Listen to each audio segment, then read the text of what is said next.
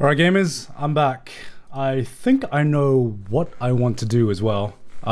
Because I... So, you know, I still watch anime and I read manga, obviously.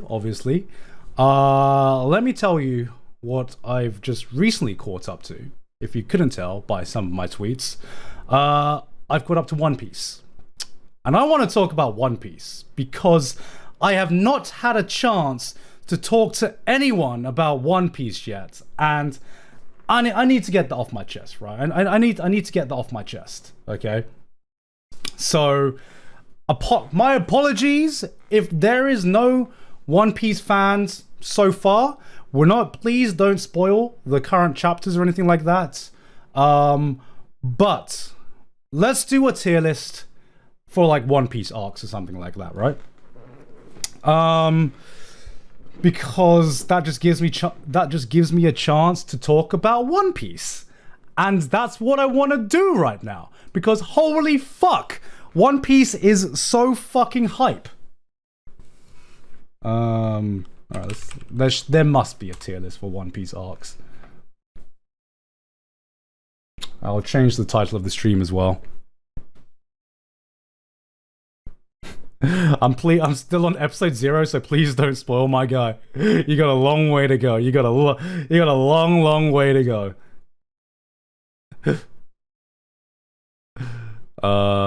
Let's see. Hey Garnt, during the charity stream, I enjoyed you and Iron Mouse talking about anime. Have you considered starting an anime podcast with Mouse? KEKW. What are you talking about? I already have an anime podcast. Right? I already have an anime podcast. I don't know what you're talking about. One Piece story arcs, Wano included. Is there ones with like names on them? One Piece.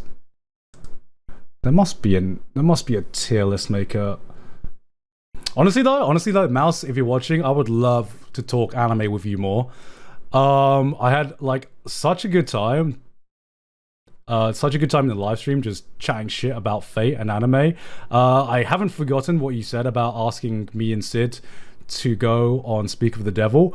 We've just been really fucking busy since ever since the charity live stream. Literally, that charity live stream was meant to be done in preparation for us getting really fucking busy. But I'd still love to fucking come on with Sid, and probably we won't be free until after the wedding. So I'll definitely, hopefully you haven't forgotten, so I'll definitely hit you up on that when we're more free. All right. Is this it? Okay, this one makes it easy. This one has every arc. I will say, so I've gotten becomes like friends with a one tuber. Is that what they call them? One tuber, One Piece YouTuber recently. Oh no, I have to change the title of my screen and my stream as well.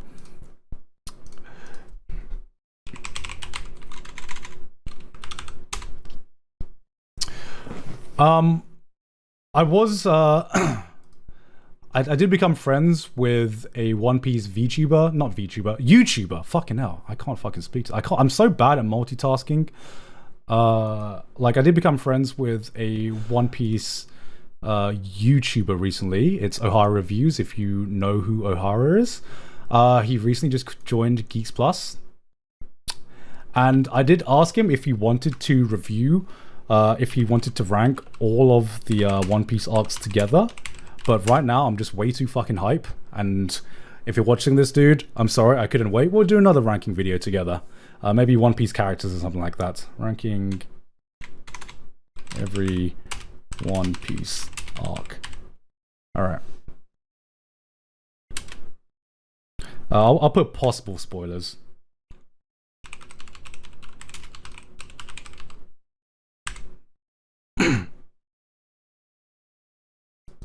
Okay. Alright. Where's... Alright. So... No spoilers, please. I'm at Alabasta. So if you're just tuning in, I will try my best. I'm gonna try my best to not spoil any big plot points. I'll be like as vague as possible. So I'm not gonna spoil any big thing that happens, I guess. Aside from maybe like little moments here and there. Obviously, I am going to be talking about it in just like, I'm going to be talking about One Piece arcs, right? So I'm going to be mentioning details here and there, but I'll try not to put like massive spoilers. You know, if you know what happens in One Piece, you know what happens in One Piece. You know, that's the thing. So what we're going to be doing today is we are going to be ranking every One Piece arc. Why are we doing this? Because I have just recently caught up to the entirety of One Piece, and that's at the moment of recording. I believe. What chapter are we on? What chapter are we on? How many One Piece chapters are out right now?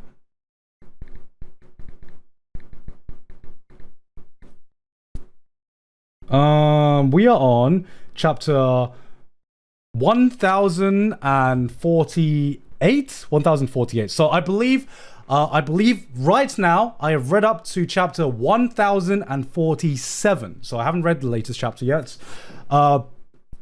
So I'm talking purely from the manga. I've almost completely caught up to the manga, and it's hype as fuck. Okay, I need to get this off my chest. One Piece is absolutely fucking amazing, and I just need to gush for a bit, and this is my way of gushing, because I don't know enough One Piece fans out there. I don't know enough One Piece fans, or like the One Piece fans I do know are just not as caught up as I am. Fuck, I got so excited I unplugged my headphones there for a second.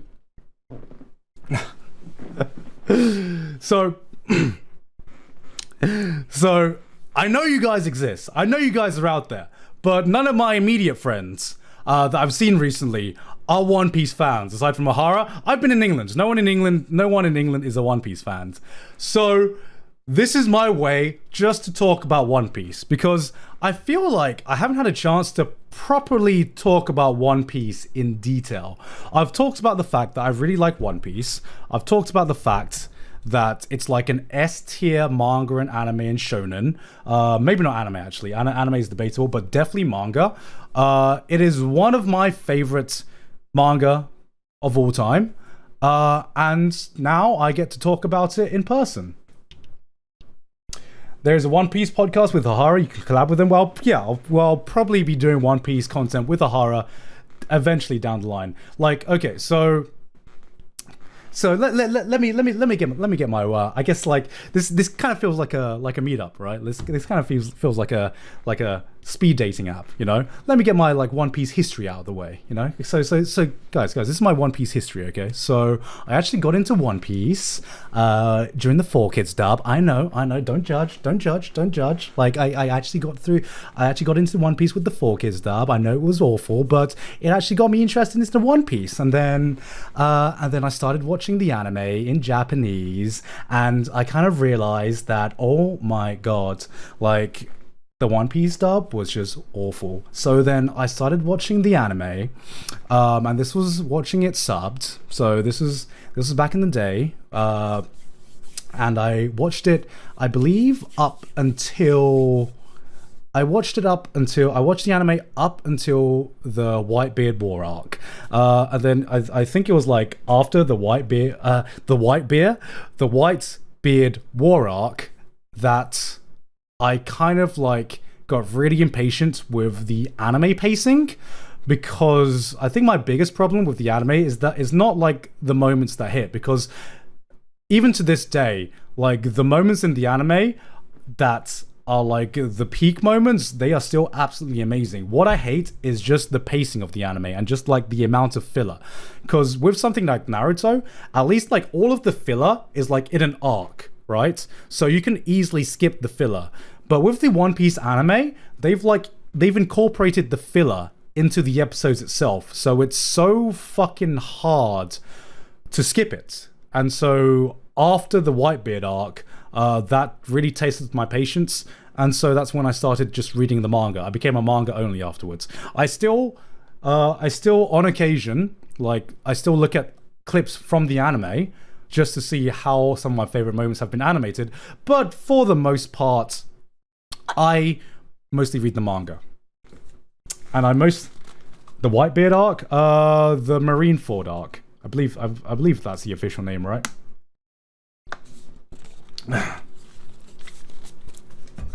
I became a manga. No, I became a manga reader. One Piece has the best filler arcs though. G8. Okay, G8 is like one of the only good anime filler arcs that have existed. So, episode 1015. I actually have watched episode 1015. It's fucking incredible. Oh my god. The fucking, like, Wano is being done justice. At least the big points in Wano is being done justice. But yeah, like I said, I do go back to watch the anime every now and again. So I guess we're just gonna go in the order that is given for us. So I believe, guys, there is no bad One Piece arcs. One Piece arcs go from absolutely amazing peak manga to kind of mediocre-ish, okay? Like, there are some arcs that are hard to get through, but I wouldn't call them bad, you know. I wouldn't call them bad. Some arcs are just a bit more of a slog, but I don't believe like any arcs is worth like dropping over or worth like completely skipping, especially since we've gotten to the point where there could be like one piece of fucking foreshadowing that Oda put in there that like foreshadowed the shit that's going on now. You know, Luffy could be taking a shit, and like 1,000 chapters later, it could be like it could be like the stinky shit island arc, like the stinky poo poo island arc. You know that like I wouldn't put it past Oda to fucking do that. The stinky poo poo island arc, like I wouldn't put it past One Piece for that to happen. Spoilers, bro. Gomu gomu no poo poo. I'm a fucking child. I'm an absolute fucking child. So, and another thing is that I don't know how good my memory is on a lot of these arcs, but let's just get it started. Let's get it started. So the first we got Drum Island. Ooh, okay. So, even though we're ranking it S to D, I don't believe that D means bad. So I'm getting this out right now. I don't believe D means bad. D means bad. This is just in comparison to other One Piece arcs, okay? I think Drum Island, it's a... is it a B or a C? I guess we'll decide this as we go on. I'll put it in B for now. I'll put it in B. But I think that when I think back to One Piece and the Drum Island arc in particular, I think back to Chopper's flashback and backstory. And one of the biggest, like, there are a lot of lines that stick out to me in One Piece. But one line that has always remained with me was when the Doctor ate the mushroom. And he says, people don't die, you know, when they're shot or when they eat a mushroom or when they're food poisoned or whatever. They don't die when they die. Fuck, no. Fuck, I just became a Fate fan for a second. Fuck. They don't die when they're shot or they eat a mushroom. They die when they're forgotten. And that, like, I still remember that line to this day. It's like such a beautiful line. And like the lead up to that moment is like absolutely fucking beautiful. The reason it's a B is because I believe like I believe like a lot of early One Piece arcs suffer from a similar issue in that the villain looks so beatable. Like I can't remember the name of the villain in this one, but I remember it was like the fucking king with like the massive mouth and whatever. Wapol,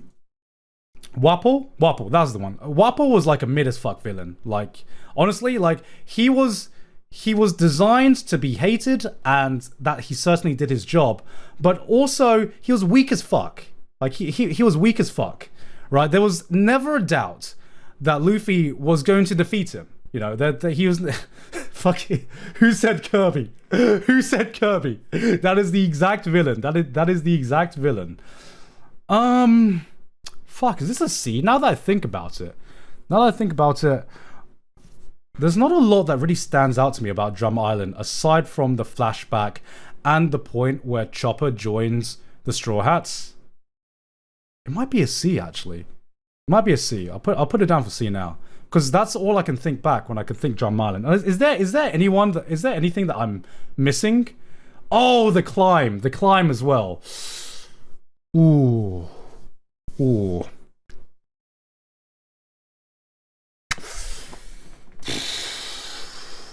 Fuck. How do I remove the ad banner? You're right. How do I remove this ad banner? Is there any way I can remove it? I can't move it. Great. Just great. I don't have ad block installed on this on this one, unfortunately. Yeah, I'll drop it down to C. Like, here's the thing. Like, unless it's a lore heavy arc, I don't really count lore putting, like...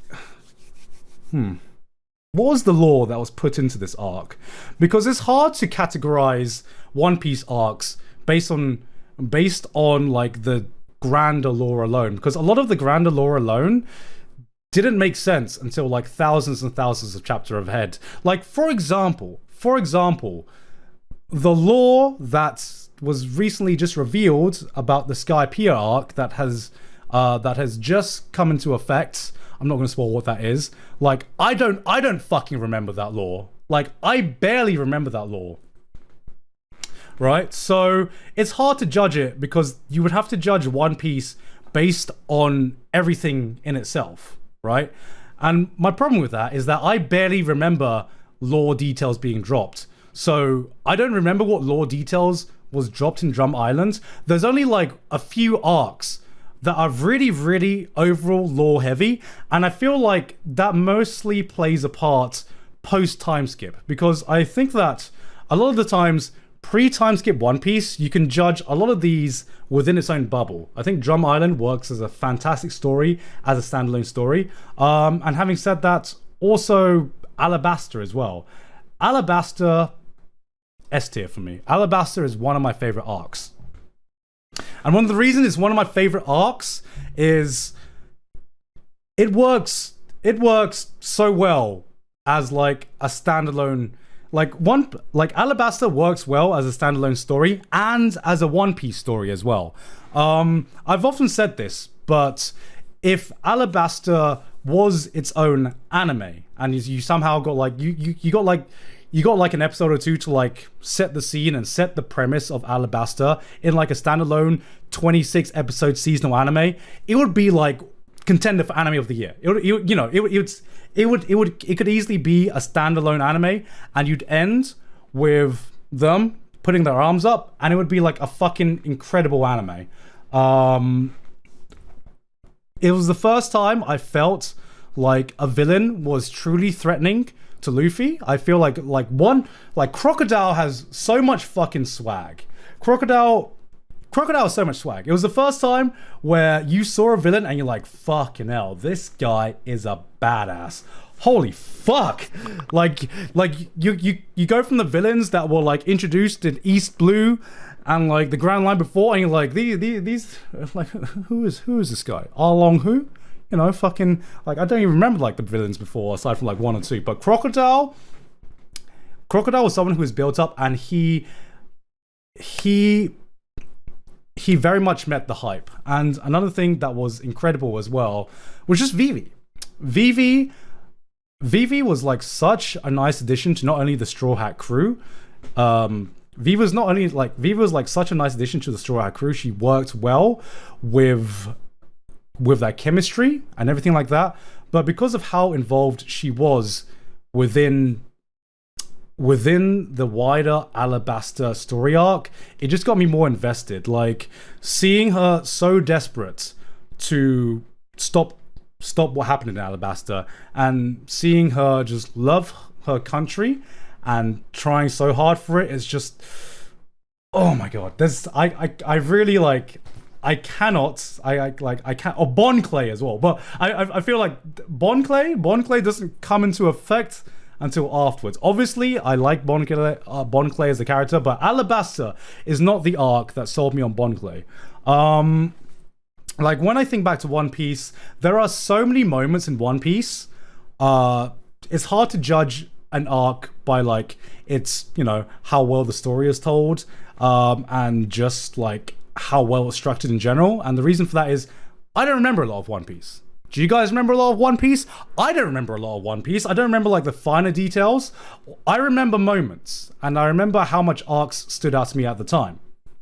You know, I do. Fuck off.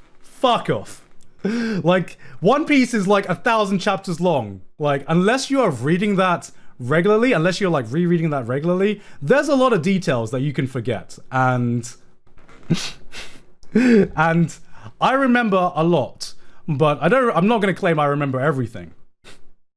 We do. Shouldn't you say we are? But I'll forget things here and there. But when I think back to One Piece, how I judge arcs on is right now I judge it on the moments I remember, and Alabasta is right up there as one of the arcs that I remember the most, because I remember how much I absolutely love Alabasta. I say Tekken knows everything. Well, okay, I don't count it if your job revolves around making content on this stuff, okay? Like, I'm sure if I asked like O'Hara or someone, or Grand Line Reviews, or whoever does One Piece reviews, like One Piece content right now, it's their job to know One Piece, okay? It's their job to know One Piece, you know? Like, I haven't reread all of One Piece in a while. I forget a lot. Like, and Alabasta's final farewell. That will stick with me. Like, Alabasta's final farewell. Luffy versus Vivi. Even though it wasn't really a fight, it was just an emotional moment. Moments like those just stick out to me. And not forgetting Pell as well, and that moment with Pell. And they met Ace. There's just so many fucking amazing moments. Oh my god, like I'm having trouble breaking down every moment that sticks out to me with Alabasta. It's just amazing. It's fucking amazing. Yeah, Alabasta is the arc that sold me on One Piece, and I believe if you get past Alabasta and you don't like One Piece, then maybe One Piece isn't for you. Because I think Alabasta is the defining arc that defines not only how good One Piece can be, but what good One Piece even means. Jaya. Okay. This is hard to judge because Jaya is such a short arc, so I feel like it's unfair to judge it based on other arc, because it should just be with the Skypia arc, right? Surely it should just be the Skypia arc. Having said that, I really liked Jaya. Like if I'm going for enjoyment of Jaya, it would be an A, because that moment with Bellamy, holy fuck, man! That moment with Bellamy, that is an A tier moment. That is an A tier moment. If we're talking, oh no, it's not just Bellamy. It is the Blackbeard speech as well. Two major fucking moments in like a very, very small arc. And I feel like Jaya was the first time where you know that moment in every shonen anime where the villain underestimates the character's power level, or the character's like secretly hiding that power level. I loved how One Piece actually did it, not with like a power scale reveal, but by bounty levels, right? I like how bounty levels is such a unique way to power scale in One Piece, and I love the way that instead of having like an A tier or an S tier or whatever, just having a price tag that equates to how much of a threat the government sees you is just such a unique way to do power levels. Because what that means, right? What that means is that a lot of power levels don't make sense because you can literally tier shonen characters and there'll always be, you know, that one character who's secretly more powerful than a power level, or that one character who's secretly like a weakling or something. You know what I mean? But in One Piece, it makes sense because bounties aren't a direct indicator of strength. There's more factors to it than that. It's just a rough indicator of strength though, because if someone has a fucking high bounty, they're powerful, okay? But someone could be of equal level but have a higher bounty, but be more of a threat to the world government. So I think it's like such a unique way to power scale. Not power scale, it's such a unique way, it's such a unique power leveling scale to have. And yeah, you have Blackbeard's speech, you have Blackbeard's speech, you have, I'm drawing a blank now. What did I say before? You have Blackbeard's speech, you have the punch, you have that moment where he's just like, that drunk guy's like reading Luffy's bounty, and he's like, oh, let me read this again. It says 100,000, and then he just keeps like adding the zero. I fucking love that. Nolan's introduction. Yeah, I mean, like, I will say this, I prefer Jaya more than like Skypia. Skypia is like a solid B for me. It's a B. Like, Jaya, like, Jaya set the standard for Skypia a little bit too high, because I saw the Bellamy punch. I'm like, fucking yes, I'm fucking hyped to go to Skypia. And Skypia was good. It was good. I think it was just like, from what I remember, there was just like a lot of moments that dragged in Skypia for me. I don't know, like, another thing to keep in mind is that I don't know if the pacing is different from the manga, because everything before Marineford, I watched the anime. So I don't know if the pacing of the anime ruins my perception of Skypia. But I think it was just a little bit slow in a lot of places. I really liked Enel. I really liked the fact that Haki was introduced, like, observation Haki was like introduced in this arc. But the only moment I really remember from this comes right at the end with like the Golden Bell, and Luffy's fight with Enel. And I can't remember many other moments that really stood out to me. I think the whole concept of Skypia was, Enel's face. Yeah, Enel's face. The flashback as well. The flashback. I mean, the flashback also stood out to me. But aside from like the flashback and like the Golden Bell moment, I don't remember a lot about it. Poneglyphs isn't a moment. Poneglyphs is just lore, right? Like, I'm trying to judge One Piece I'm trying to judge this as much as possible within each arc, as much as possible within its own bubble. And aside from like a few arcs like Reverie, it's hard to bring like the wider. I'm just repeating myself now. I'm not going to repeat myself again. I'm going to be saying this a lot for pre-time skip arcs. I might bring it more. I might factor it more during post-time skip arc, because that's where you actually get payoff. And I'm looking for payoff. That's what I'm looking for. Moving on. Long Ring, Longland. This is probably my least favorite arc of One Piece. It's pretty easy. Everyone's either S or D. The only thing that really stands out to me about this was when Aokiji was introduced. That scene where he freezes the entire ocean. Holy fucking shit. There was no better way to introduce how strong admirals were with just that one scene. That one scene it like blew my mind when I first saw it, because I'm just like, that's the power ceiling that Luffy has to reach? How the fuck was he going to reach that? Like, that was such like a quick way just to like introduce how like the power scaling and the power levels of Admiral. S tier scene. Aside from that, I just I don't really remember a lot of it. It's like it was nice. It was like it had some like comedic moments, but I don't think that. I mean, it is my least favorite arc. I'll say that it's my least favorite arc. We had Afro Luffy, and that's pretty much everything I remember from that arc. Moving on, Water 7, easy S tier. Easy S tier. And while we're at it, Enies Lobby. Both easy fucking S tier. It's hard to judge them by itself, but they're both easy S tier for me.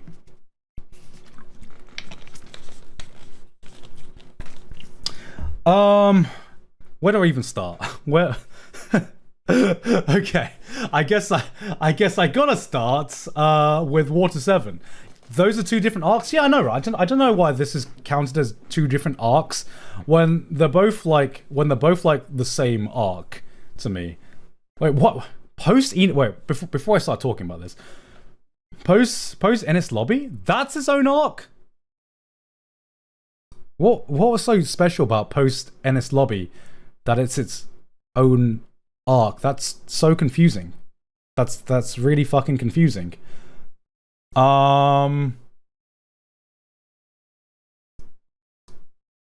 gonna treat all this as the same because I don't know what the difference is between post Enies Lobby and just Enies Lobby.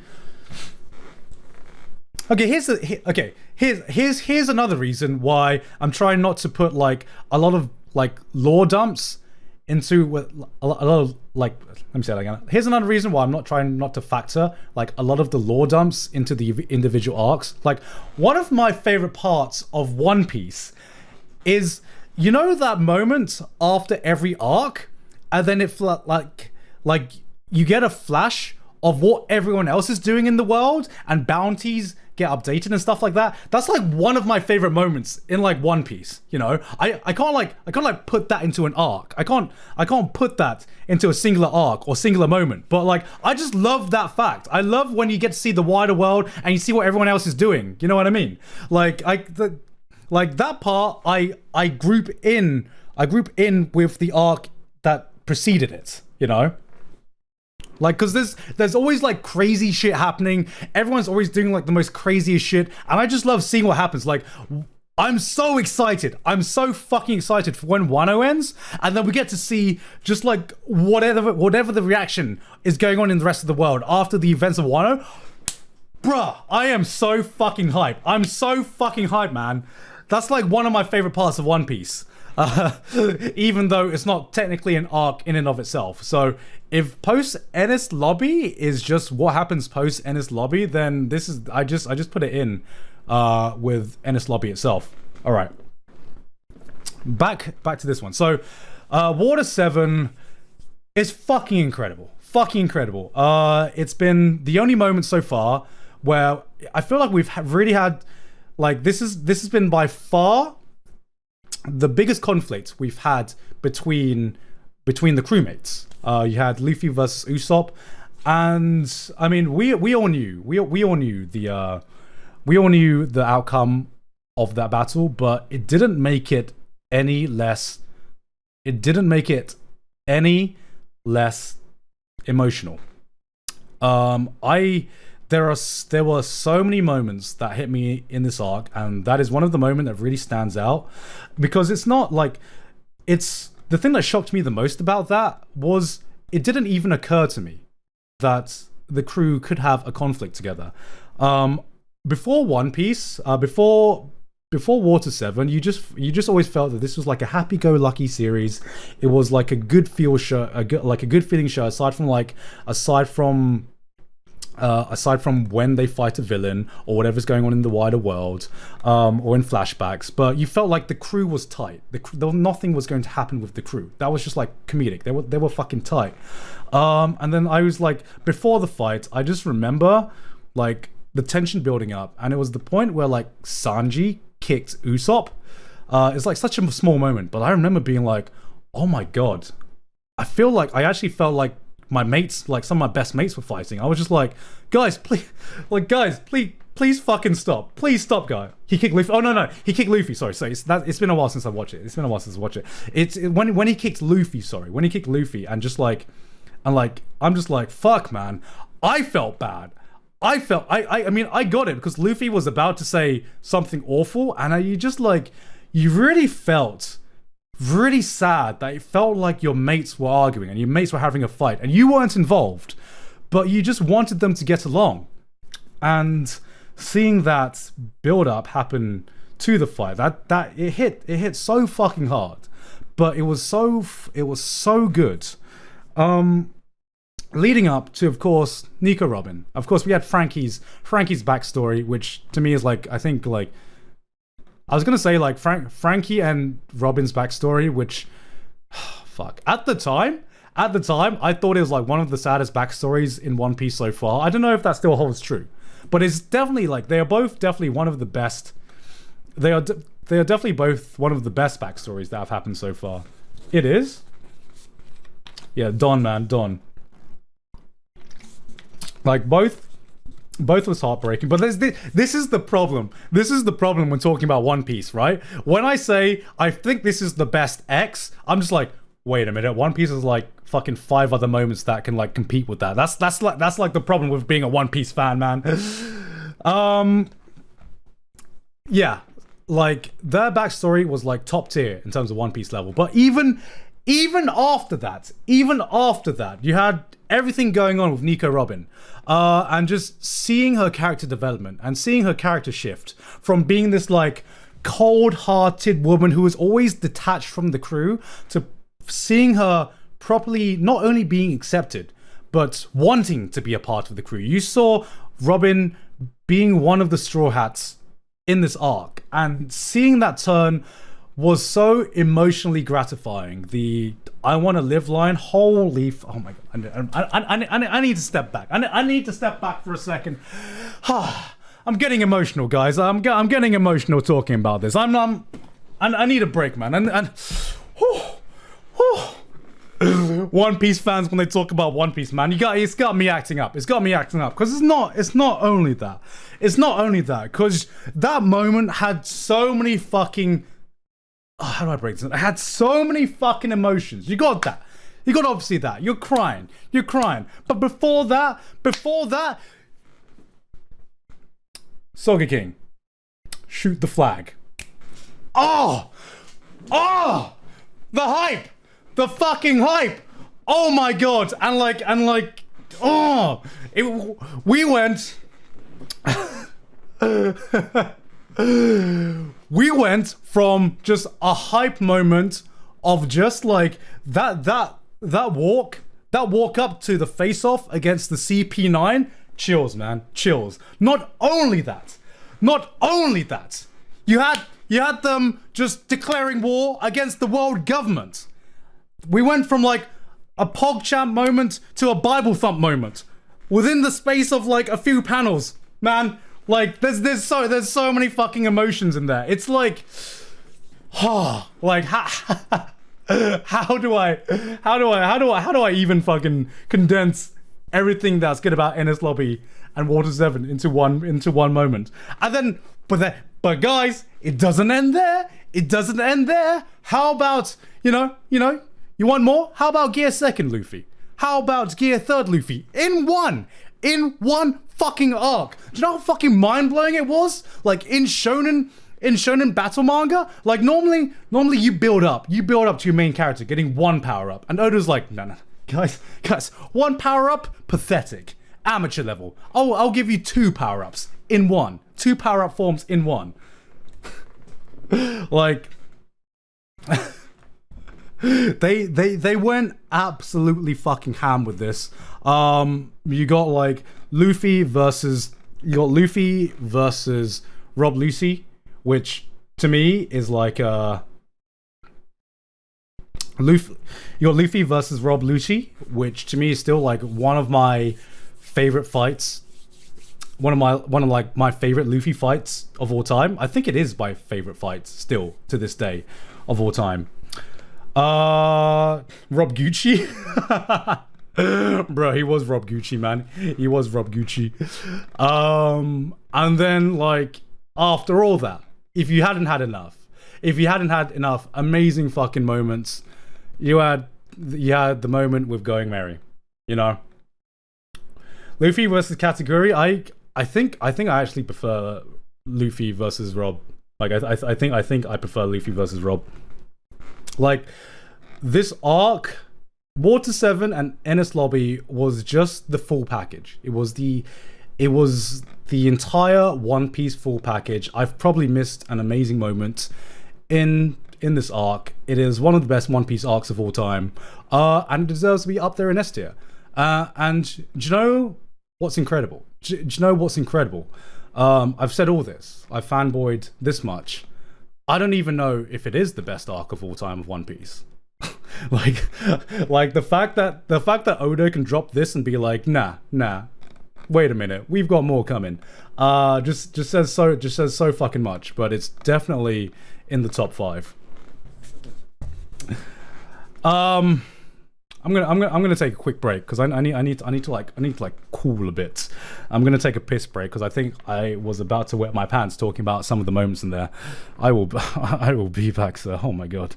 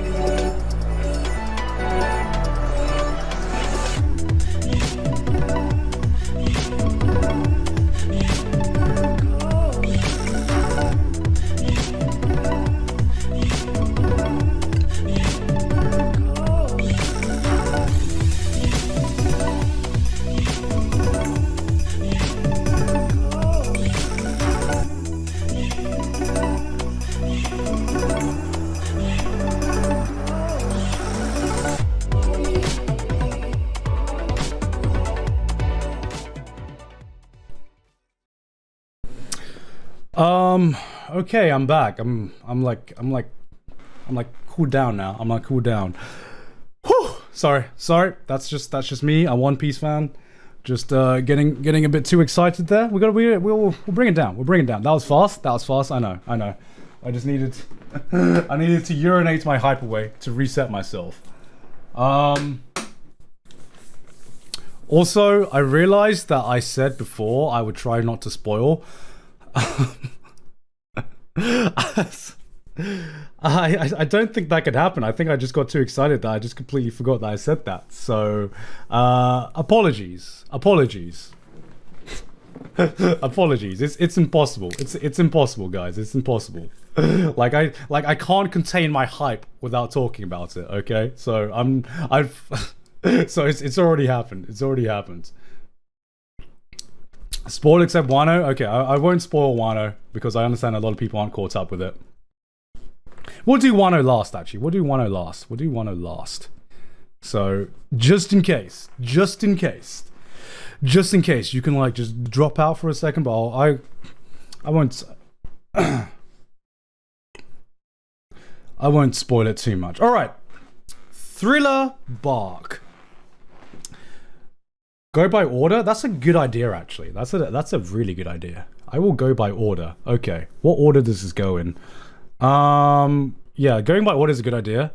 So that people Shit, my guy. Why didn't you say that before? That's a good idea. So people could just drop out when their arc comes up. All right, Amazon Lily goes there. Fish. Oh shit. All right, this is. Oh shit. I can. Why did nobody tell me that I was on the main camera? Fuck. All right, this is testing. This is testing my One Piece knowledge now. Okay, so I believe it goes Amazon Lily, and after that it is Marineford. Then I'm guessing this is post-war, and then post-war is Fishman Island, right? Or it's returned to Sabaody actually. Sabaody. Before Sabaody was Thriller Arc. Baratie was like right at the beginning. Then Syrip Village was after Romance Dawn. Whiskey Peak was after was before Little Garden. Yes, you're right there. Arlong Park was after Baratie. Yes. Logetown was before Whiskey Peak. Orange Town was after Romance Dawn. Bro, you're a One Piece fan? Name every One Piece arc. Logetown was after Reverse Mountain was after Logetown.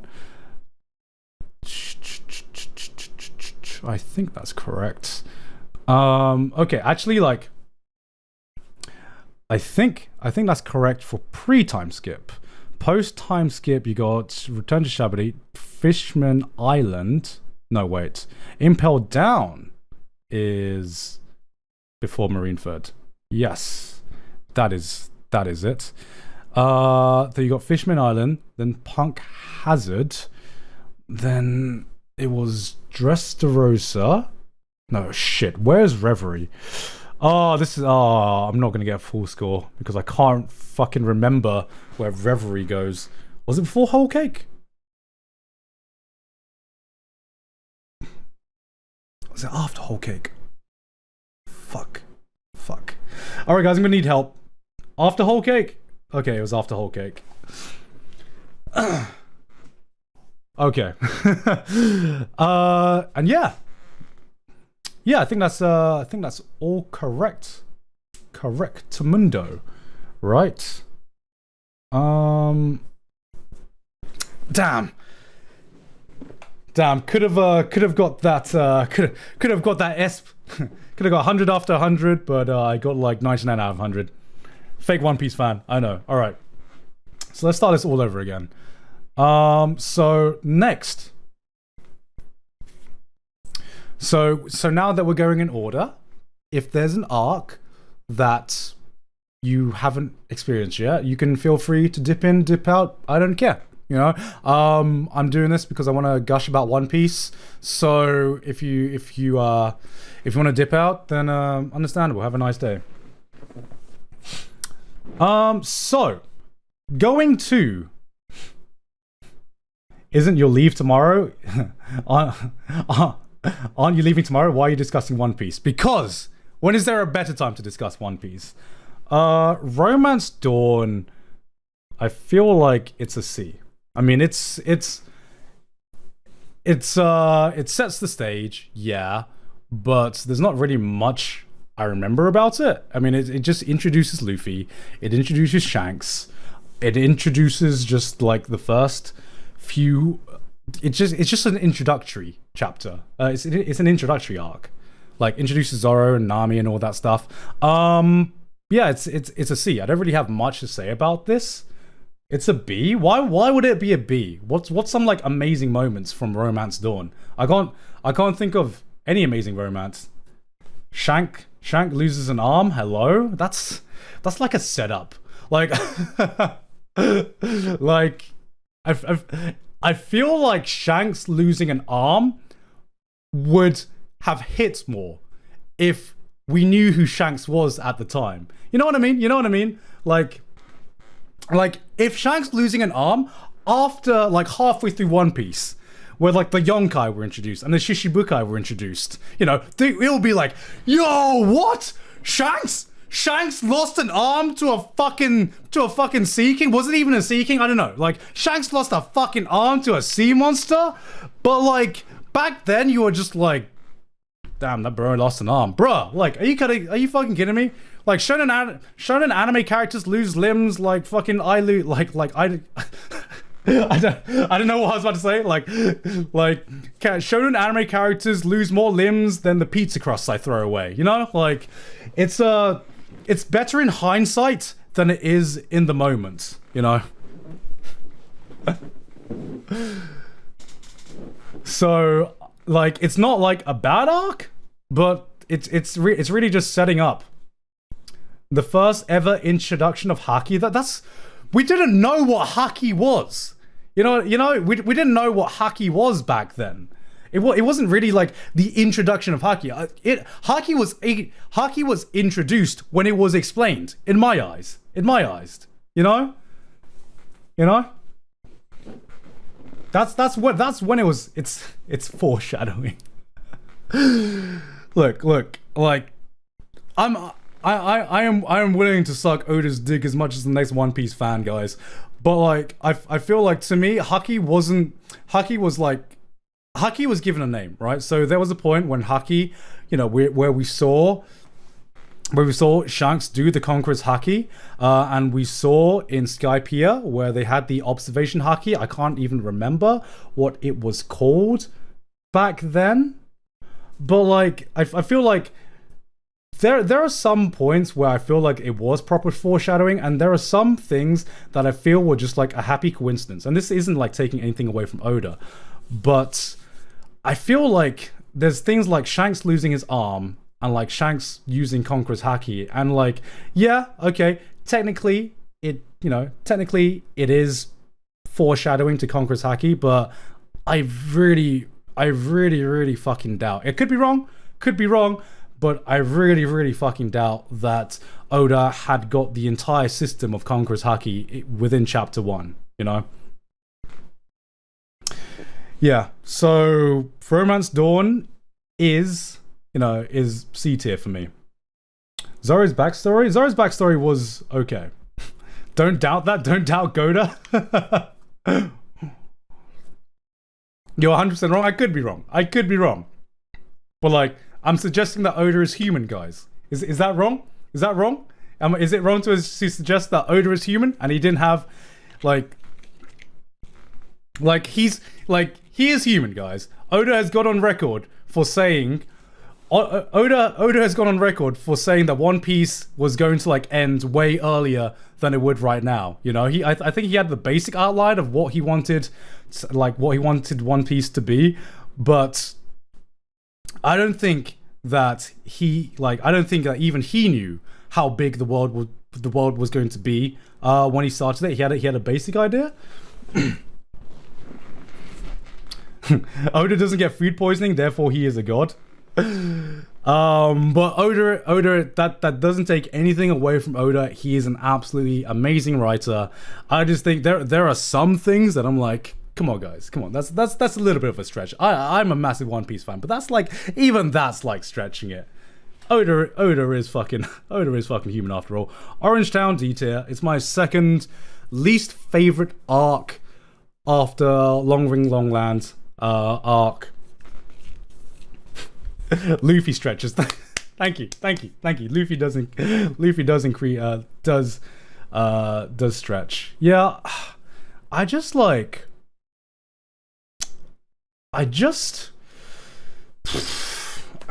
didn't think that Buggy was all that interesting a villain and in the time of Orange Town. Like he won me over. The more like a lot of you guys are judging this retroactively, right? You're judging these arcs retroactively, where Buggy gets to be like a more interesting character later on in the series. You know, I'm not going to deny that, but at the time of the arc, like when you're first getting into One Piece, he's I was gonna call him a clown.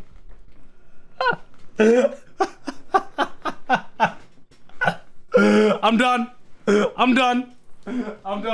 Buggy review over. He's a clown. Okay, he's a clown. he's he's literally a clown, like literally, and and in every other sense of the word. But yeah, I mean, like, I feel this way about a lot of early One Piece arcs, where I don't think they're bad, but especially Orange Town, and especially Syrip Village. Those are the arcs where that make it like harder for people to get into One Piece, because those are the arcs where you find elements where I could understand if people were like, you know, Buggy was just like an annoying clown. I can understand if new readers are like, I found Usopp really annoying, because even I think that, you know, I get that, you know, I get the whole point of why Usopp lies and everything like that. It was like a nice little touch to his character with the backstory and everything, but it's like he was like pretty damn annoying in Syrip Village. Like, he's a fucking god now, you know, he's a fucking god, but I felt like his backstory was weaker than the backstory of some of the other Straw Hat crews, and I don't think Kuro was a good villain as well. Cause like one other thing that really puts these arcs down in my mind is that Kuro and Buggy just didn't feel like threats to Luffy at all. Like, in terms of, there was never a shadow of a doubt, there was never any tension that Luffy would have any trouble beating them. And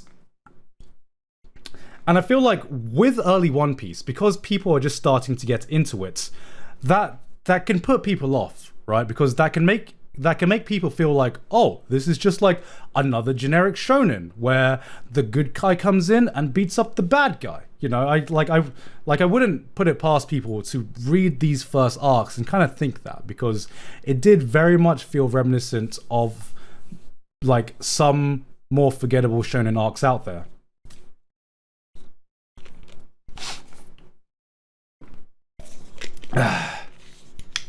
So, to me, forgot about Smoker. Smoker wasn't part of this, was he? Smoker's Logtown. You're getting confused, my guy. Smoker was Logtown, wasn't he? Was he? Oh, I'm like, wait.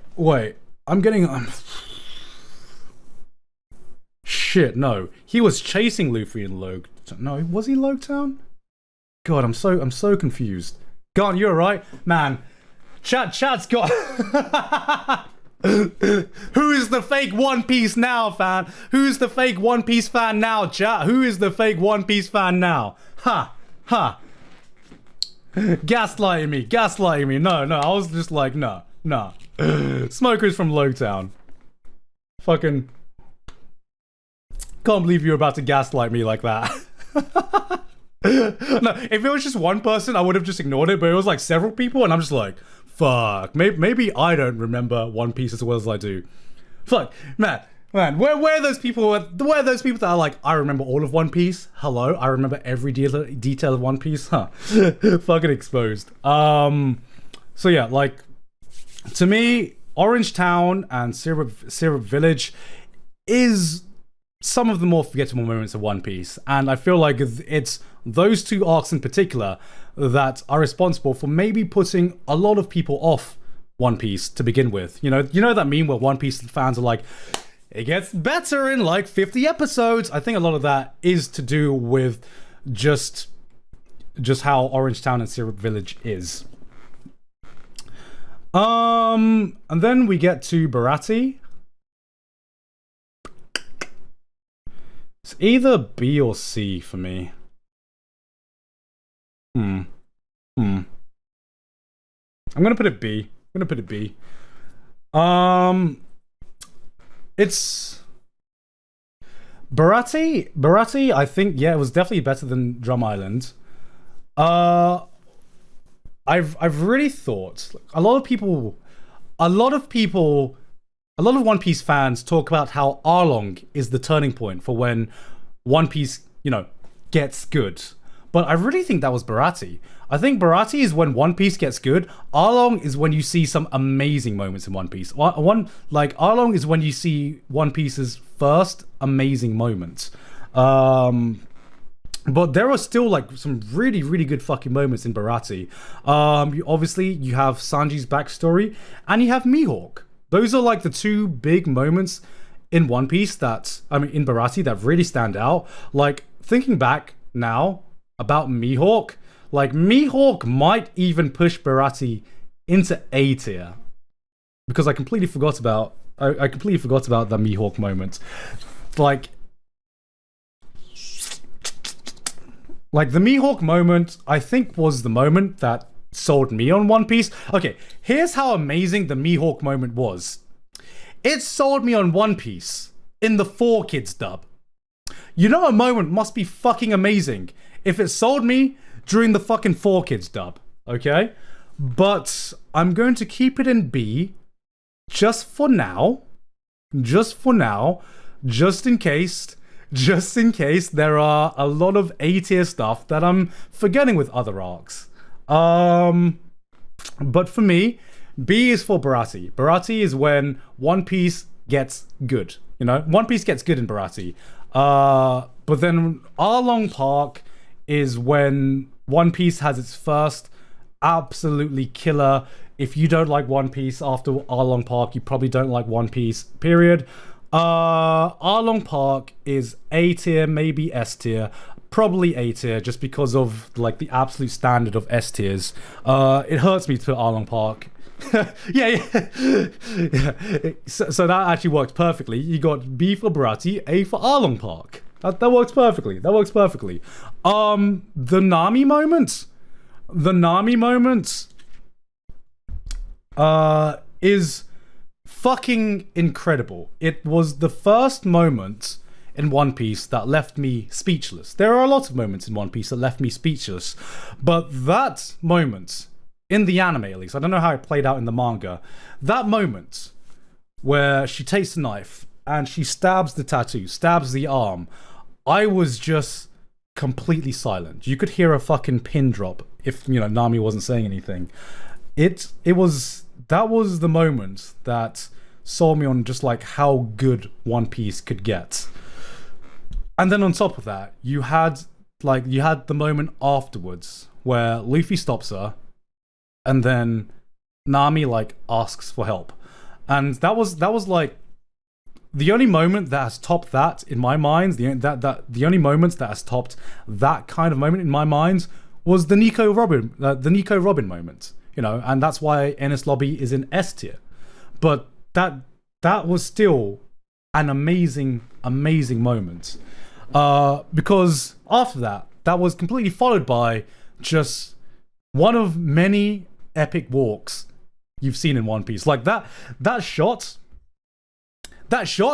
where Luffy gives her the hat, and then you zoom out to just the squad shot.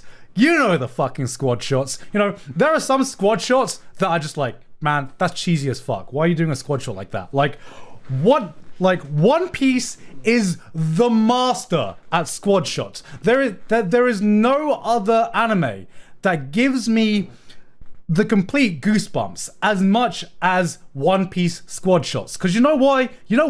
They earn it. They earn the squad shots. It's like this one and the face-off. Like the squad shot where the crew is facing off against CP9 in Enies Lobby.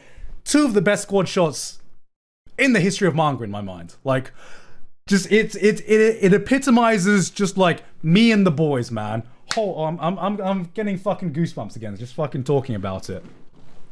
Like that to me, really, I love showing Arlong Park to people. I actually showed Arlong Park to Sydney as well, because as a self-contained story, I think it works as well. If you just like, actually, does it work? I don't know if it works as a self-contained story, but what it does work as is like a much more shorter. It's like a short burst on really what One Piece is about. Alabasta is like really, really fucking long, but Arlong Park Arlong Park has like a really short burst of like emotional moments. It has hype moments, and it's a lot shorter than some of the longer, more epic arcs. And I remember showing Arlong Park to Sydney, and I was like, "This is why I like One Piece." And she cried, she got hype, she got everything. And she's like, "Okay, I get it now. I get it." Unfortunately, it's still like a big undertaking for anyone to get into One Piece, but it's a good arc to show someone. If you want to be like, this is why One Piece is good. I know you don't have like 50 episodes to watch. Just watch or read the short little arc. And if you don't get it by then, you won't get One Piece in general. So yeah, that is why it is A tier for me. I think the thing that brings it down is that I thought like the fights were like a little bit boring in this, at least in the anime. I don't know how good it was in the manga, but it's like the best moments for this one itself was the moments leading up around the fights, sorry.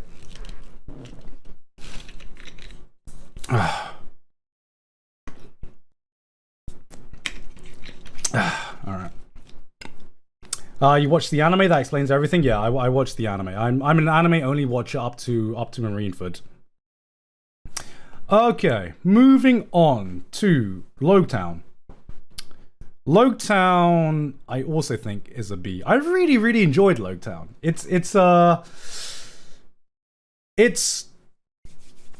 I really enjoyed Logtown because it didn't have any like epic super hype moments, but it had like, I just enjoyed the arc, period. You know, I just really enjoyed.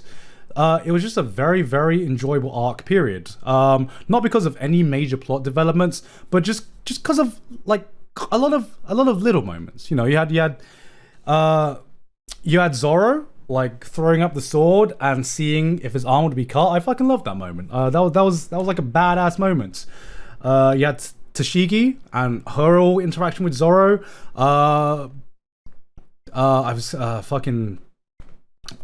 The clown was back. Buggy was back. Of course, Buggy was back, and he was more likable than he was in Orange Town, at least. Dragon first came as well. That was like an epic moment. You had Luffy. Redoing what Gold Rogers did, basically on the stand. There was just like, there wasn't like a single moment where I'm just like, yes, peak One Piece. But there was a lot of moments where I'm just like, every episode about this is enjoyable. It is a strong B for me. And you had Smoker being introduced as well, because as you guys wrongfully tried to accuse me of, Smoker was introduced in Logtown, and I fucking love Smoker. What a badass.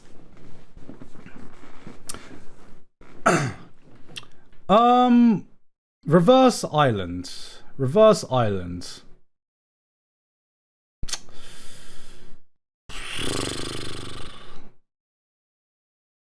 Is it?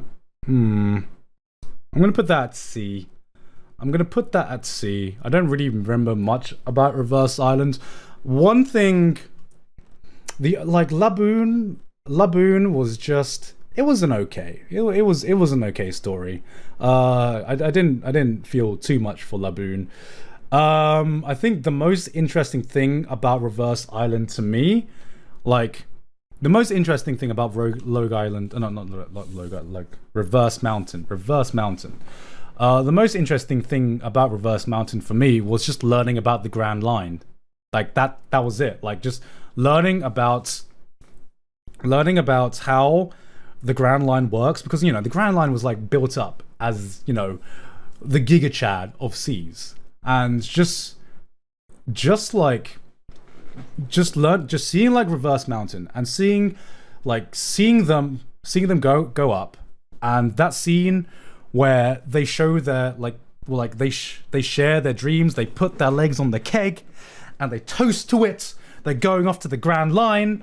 That was like the most interesting part for me, and seeing how complicated it was to navigate the Grand Line. You know, that all of that was interesting to me.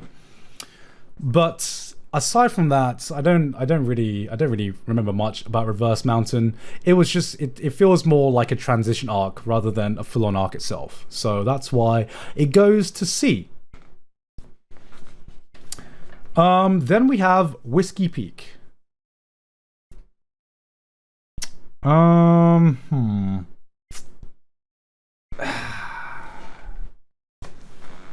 Everyone is saying C and D.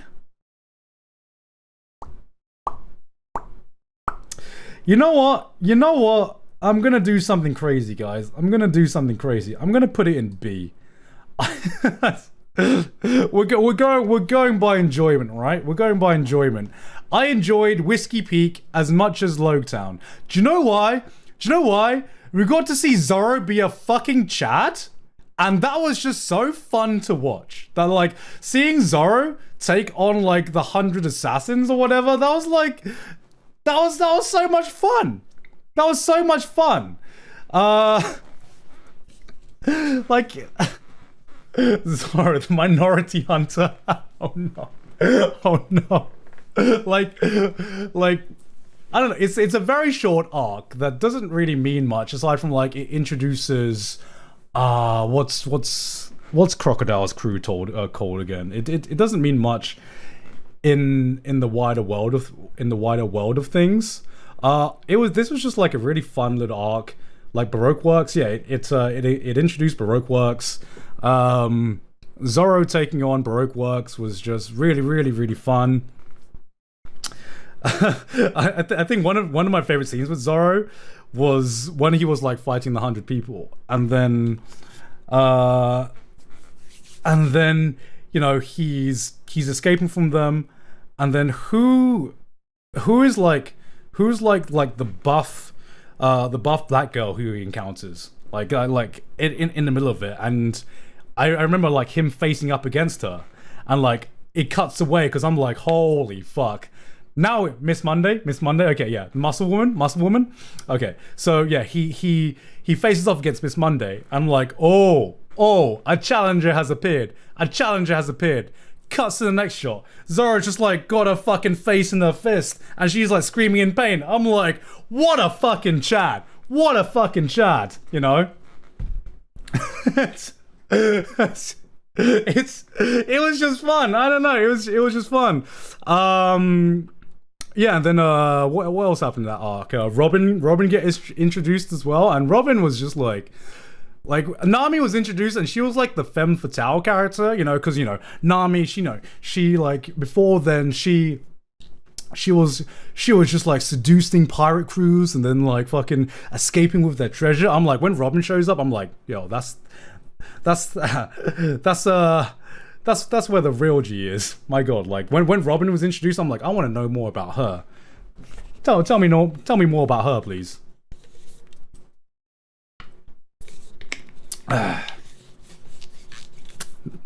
Like, you think Nami's the woman? Nah, that's what a real woman looks like.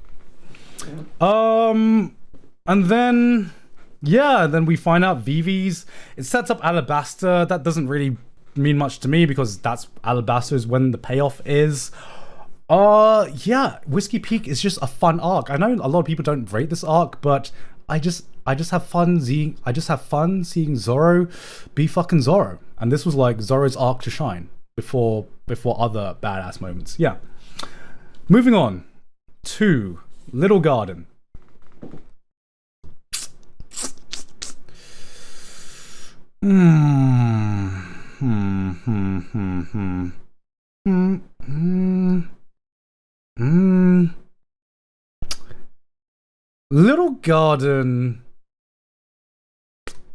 Little Garden went on for a bit too long, in my opinion. It's a C for me. I don't know if my opinion would change if I read the manga. I just felt like it was a bit you know, like it I remember like this was meant to be the first proper island. You know, Whiskey Peak was kind of like a throwaway island. Was kind of like a throwaway island for the first Grand Line. You know, that was like a very short arc. Little Garden was meant to be like the first big island of the Grand Line. Was it the first big island? Because it was before. Yeah, it was before Drum Island. Yeah, and it just didn't meet my expectations, I guess. I thought Mr. 3 was a little bit boring. I thought, like, looking back, I'm like, how the fuck did they have such a hard time with Mr. 3? Like how did they actually have such a hard time with Mr. 3 looking back? The Giants were the thing that I liked the most out of Little Garden. Like, I loved their backstory. I loved them as characters. Come man.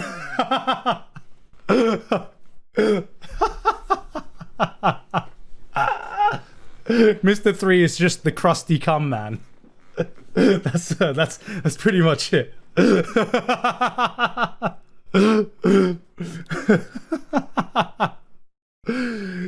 Mr. Coom. Oh my god. Why are you gonna do Mr. 3 like that, man?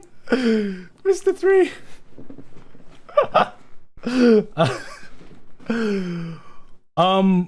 Like, to me, like, Little Garden, the thing I liked most about Little Garden was the Giants. I was really invested in their backstory, and like, I was more invested in their backstory than Mr. 3 and like the Straw Hat Pirate story. I was just like, bruh, why you gotta like interrupt their fight like that, bro? You gotta allow them duke it out, man. Come on. Why are you getting in the way of their story? Yeah, Little Garden's a C from me, and I don't really remember much about it. Is there anything else I'm forgetting? Yeah, doesn't seem like I'm... Zoro cutting off legs? Yeah, I mean, like, that was a nice moment. I would have been... I've completely forgot about that because he didn't cut off his legs. He was like halfway through cutting off his legs. Yeah. Yeah, alright. So, we get to Thriller Bark.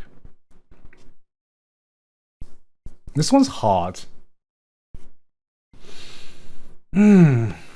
Thriller Bark is really, really hard to judge. Because... Okay, here's how I see Thriller Bark, okay? Thriller Bark is a C tier arc with A to S tier moments in it. Like, that's how I see Thriller Bark. So do I judge it based? So do I just like take an average and go B tier, or do I judge it on the moments that define it and go B tier? Sorry, or do I judge it on the moments that define it and I go A tier? I'm gonna go on the moments that define it. Like, I'm gonna go on the moments that define it, because some of the best moments in One Piece have been in Thriller Bark. It's not all bad, but I don't think that Thriller Bark even got like remotely interesting until they started fighting was it Oars? Until they started fighting Oars. Like, it wasn't even remotely interesting until they started fighting Oars. But then we got the moment where it was the first time I felt the One Piece crew like totally, like, completely worked together to take down a... Sorry, what was that? Oh yeah, Brooks as well. I don't know why I reacted to chat like someone was like fucking talking to me, and I just misheard that. I literally was just like, sorry, can you say that louder please? And I just like was just scrolling up.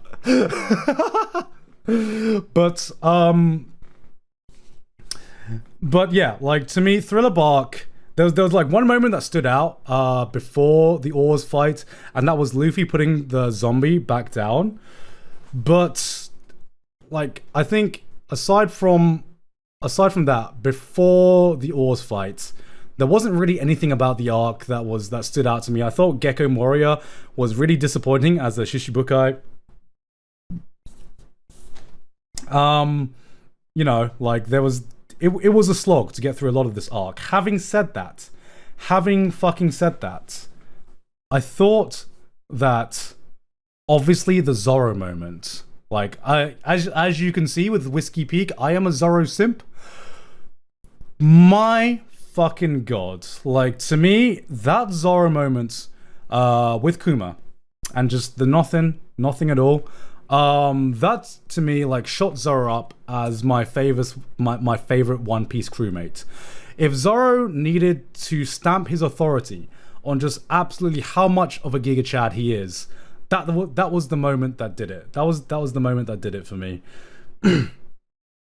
What are you talking about? Nothing happened at all. It was nothing at all. Like, it not only showed how badass he is, but it also showed how loyal he is and why he deserves to be Luffy's right-hand man. Because as we've all seen, everyone in the Straw Hat crew is loyal, but just Zoro proves it on a level that hasn't been shown by the other crewmates. You know, it's absolute chills. It is peak One Piece.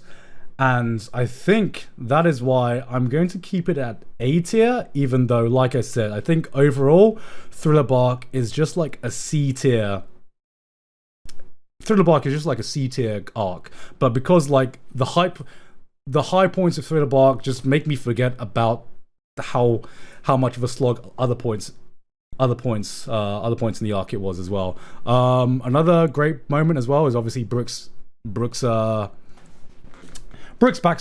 It hit me, but I think Zoro's moment just tops anything in that arc and tops moments even in some S tier arcs for me. It is just that good. Moving on to Sabaody. How do I pronounce this again? Is it Sabaody Archipelago or Sabaody Archipelago? This is A tier. This is A tier. It's Sabaody.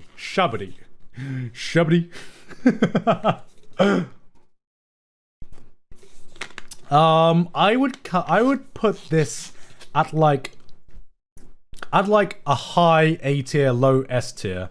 To me, Sabaody is like leveled up Jaya. You know what I mean? Like, to me, Sabaody and Jaya hold a lot in common, where it feels like, it feels like a transition arc to something bigger. It's very short. They spend very little time in the arc, but it's just Jaya, but like with more amazing moments.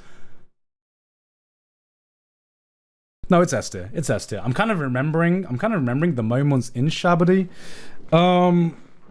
Yeah. Sabaody is it's not only short, but it has S tier moments in it. Like when obviously, like Jaya, Luffy punches a guy, and it's hype, and it means a lot. But Sabaody did that, like, as hype as the Bellamy punch was, the Sabaody punch somehow fucking just upped that by 10. Like, holy fucking shit. It was the hypeness of just the worst generation being introduced. You got Kizaru, is that his name? You got Kizaru just absolutely flexing on the Straw Hats. You have Rayleigh being introduced. I'm like now that I'm saying everything, holy fuck, this is an S tier arc. I'm just thinking back to just the amount of like the amount of stuff happening in this arc, and I think there's so many, like, obviously I've said the small moments, but I've said the big moments, but there's like some small moments as well. Like, you meet Rayleigh, obviously Roger's right-hand man, and the moments that really, like, the moment that people don't really talk about, because there are so many amazing moments in this arc, is the moment where he starts reminiscing about obviously everything that happened with his old crewmate. Oh fuck, man! Just Rayleigh. Sorry, just when he says, right. How do I pronounce his name? Fuck, sorry. You guys. How do I pronounce his name again? I fucking. Luffy saying, like, there's two moments. Rayleigh. I don't know why I've always pronounced it Rayleigh, because that's how it's spelt, right? Rayleigh? Okay, Rayleigh. I don't know. That's how I've always pronounced it in my mind. But Rayleigh then. But there's two moments in his speech that really stood out to me. One was the day that Roger got executed, and he said that he'd never laughed more than he did in his life, and he'd never cried any more than he did in his life. That fucking hit me. My God, that line hit me so much. And then right afterwards is when he's about to spoil the end of One Piece, and Luffy is just like, yo, bro, spoiler tags, bro, bruh, come on, shut the fuck up, I don't even want to know, man, I don't want to know, get the spoilers out of here. Luffy's a better man than me. I'm right here spoiling all of fucking One Piece right now to you guys, and Luffy's like, no spoilers, I don't want any of that shit, let me experience it for myself. That was such an amazing moment for me. that was such an amazing moment for me, because it really showed so much about Luffy's character. And obviously, like, Luffy's character was already clearly defined before this, but there are just moments. There are, like, the thing about Luffy is that he doesn't really get, like, character development in terms of you are seeing parts of Luffy that you didn't know exist anymore, aside from, like, very, very few points. There are very, very few points in One Piece that have done that. But there are plenty of points that remind you what kind of a person Luffy is. And that's one of those moments, you know? That is one of those moments. And having said that, having just said that, there was one moment where we did see a new side of Luffy within this very arc, and that was Luffy's breakdown when everyone got transported away. Holy fuck! This arc is so stacked. This arc is so fucking stacked, and I completely forgot how stacked it was until I'm just like reminiscing about it right now. Oh my God, this is such a stacked arc. Holy fucking shit. Alright, yeah. Sabaody is like so clearly S tier. It ain't even like an argument. I'm a fucking clown for even trying to put this in A tier. Holy shit. Yeah, Luffy got humbled. He got an ego check. He got the biggest ego check of his life. This is such an amazing arc. S tier. How are we going, guys? How long have I been talking about One Piece for? We've been streaming for 4 hours. Again. I don't know why I keep doing fucking 4-hour streams. I swear to God, I never planned this out. Okay. Next. Amazon Lily. D tier. It was oh no, sorry, not D tier, C tier. It was okay. Like, I don't think there was like I don't think there was any major developments that stuck out to me about Amazon Lily. It was an okay arc. Conquerors, I mean, like, I feel like, I don't know, that wasn't even Luffy learning Conqueror's Haki. That was just Luffy just accidentally using it. That was like a nice little moment. That was like a nice little moment, but it wasn't enough to like take this arc up for me above like to like Baratie, Lowtown, Whiskey Peak, Skypia level. You know, like that wasn't enough to take it up. Hancock was the best part of this arc. Honestly. I'm just like, women have peaked with Nico Robin, and then Bo Hancock comes along, and it's just like, fucking bet, man. It reminds me, like, before that, I'm just like, yeah, One Piece, Nakama, friendship, all this jazz. We don't get horny during One Piece. Nobody gets bonked and gets taken to horny jail in One Piece. And then Bo Hancock comes along and it's just like, oh, really, guys? Really? Okay. We'll see about that. And then afterwards, you're just like, damn, what the fuck happened to Nico, Robin, and Nami? What the fuck happened post time skip? Okay, I guess One Piece is very horny now. What the fuck? But yeah, I feel like if people rate this higher, they're just horny motherfuckers. You want to put Amazon Lily in B for booby? You go ahead if you want to put it in B for booby. I put it in C. Moving on. Impel Down. This is an easy A tier. Impel Down, I feel, gets overshadowed by how amazing Marineford is. But it is... It's hard, right? It's hard because it is the difference between Alabasta, Water 7, Enies Lobby, Sabaody, and I think that Impel Down is just a level below that. It's just a level. It has amazing moments because I think Impel Down is the first time that we see someone reappear. We see a major character reappear. And I'm a fucking Crocodile simp. I fucking love Crocodile. He's one of my favorite antagonists in all of One Piece. And just seeing him again was so fucking satisfying. Seeing Buggy again as well. Like, seeing them escape. I don't really have anything bad to say about Impel Down. My biggest criticism to Impel Down is that I just think it was just a slight level below what I'm putting at S tier. You obviously had Bon Clay Summer.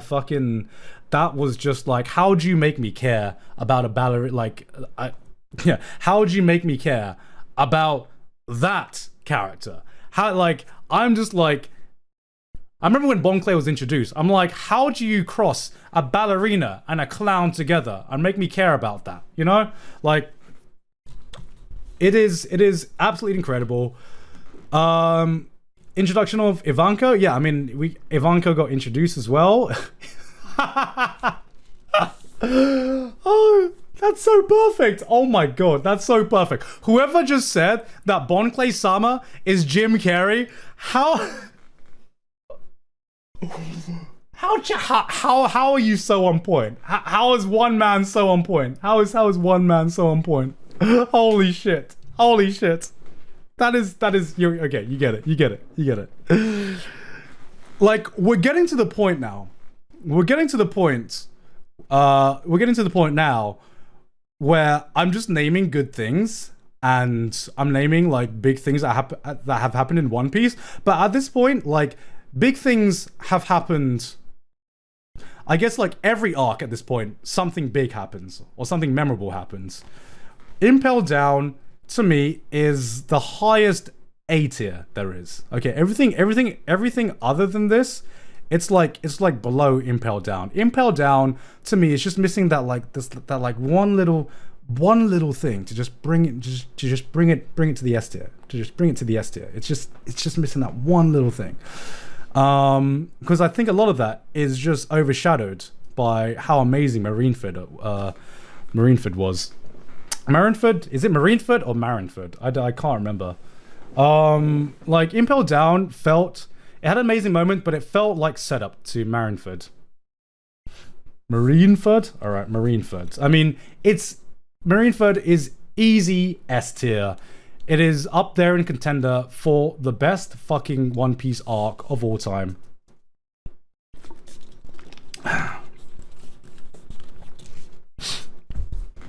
Like, there's not much I can even say about Marineford.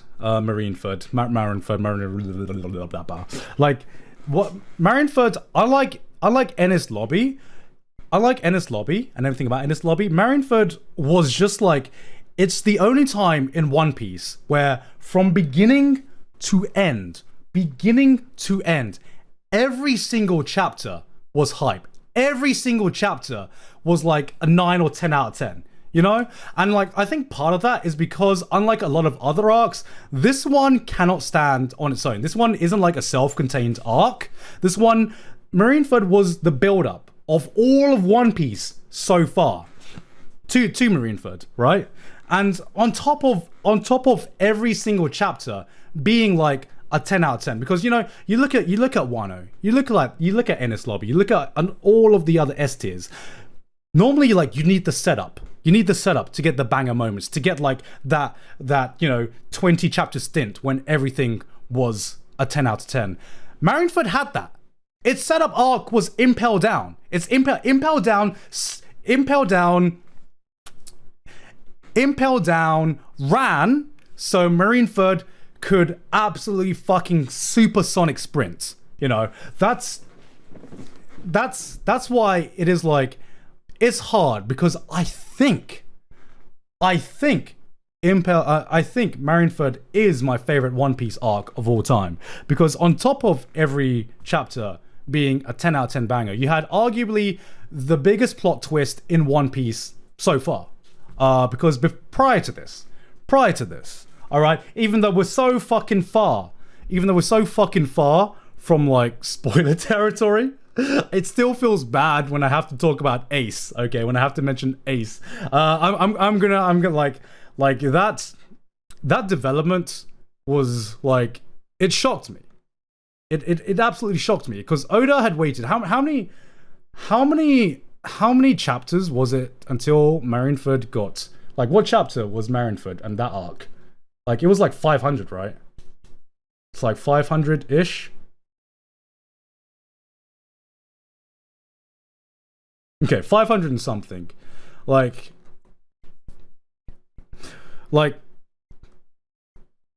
spoiler alert. Even though I really shouldn't need to spoiler alert one time. This is going to take 10 seconds. Oda had waited that long to kill off a character. And I'm not talking about killing off a character in a flashback or anything. Like, he waited 500 chapters to actually kill off a character. And he didn't just kill off one. He killed off two. He killed off Ace and he killed off Whitebeard. He waited 500 chapters to make a death fucking stick and mean something. And holy fuck.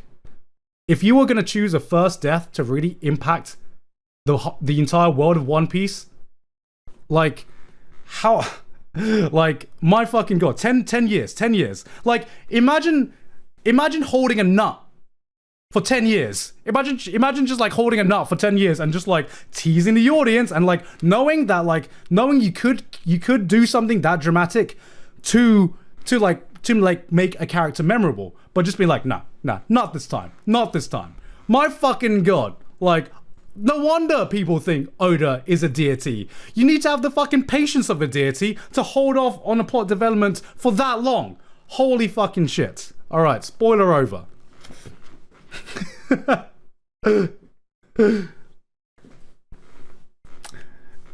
Like, yeah, like, aside from that, just Whitebeard stamping his authority onto the world. And again, everyone talks about the big developments, but one of my favorite things about the Marineford arc that doesn't really get talked about, it was just this it was just one line. It was just this one line from Whitebeard, because, you know, this entire thing, you had like his crew for some reason just like, you know, referring to him as a father, you know, as a father figure. And I remember like reading that, and I'm just like, well, I guess every One Piece crew needs that like quirk, right? I guess they all need that quirks, because every One Piece crew and every One Piece character does need that quirky thing in their crew about how they work.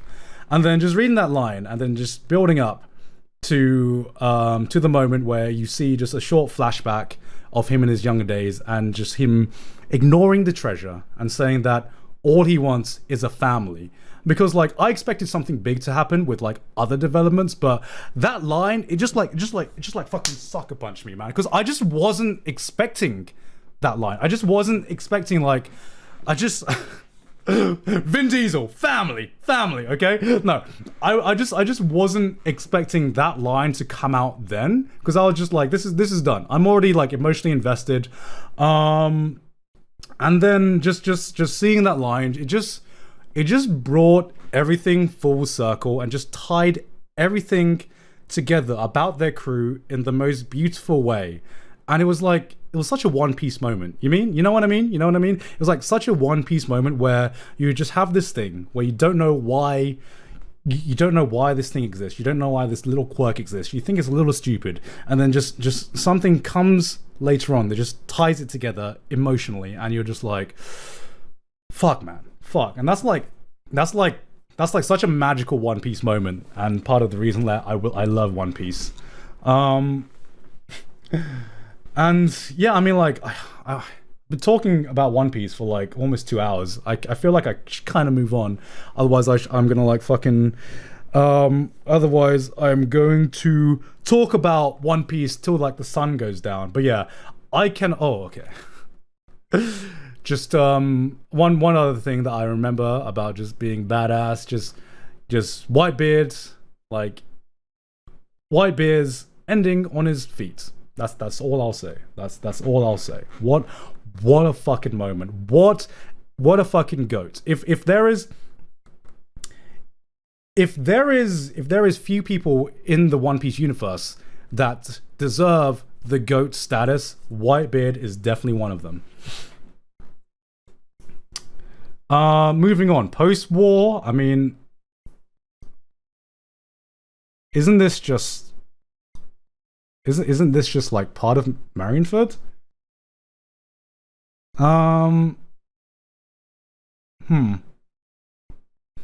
What happens in post-war? I can't remember. Why does this have its own arc? Oh, the training thing? Hold on.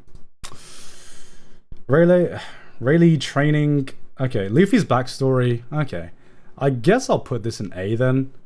This is about like this is about the same enjoyment I get from this is like the best post arc. This is like I said before, some of my favorite moments in One Piece comes after the big arc, and post Marienford arc was probably like my favorite post arc One Piece arc that is out there. Is that a sentence that makes sense? Am I making sense? Am I making sense? And you obviously get Luffy's backstory a bit more as well.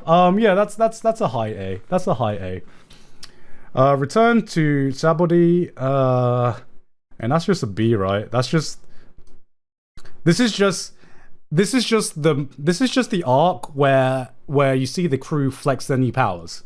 You know, it's the flex arc. It's the flex arc, okay? It's not A. Come on, it's not A. It's not on, like, flexing is not on the same level as some of these moments that have been detailed here. Okay, it's a nice little flex arc. It's enjoyable. It's a B tier. It's a B tier. Okay, there's not really anything else.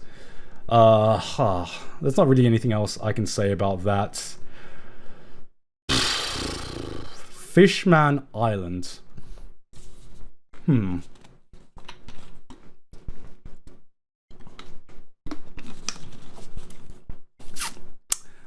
I'm gonna take a quick break. I'm gonna take a quick break and go for the toilet. Please enjoy some nice music while I go to the toilet.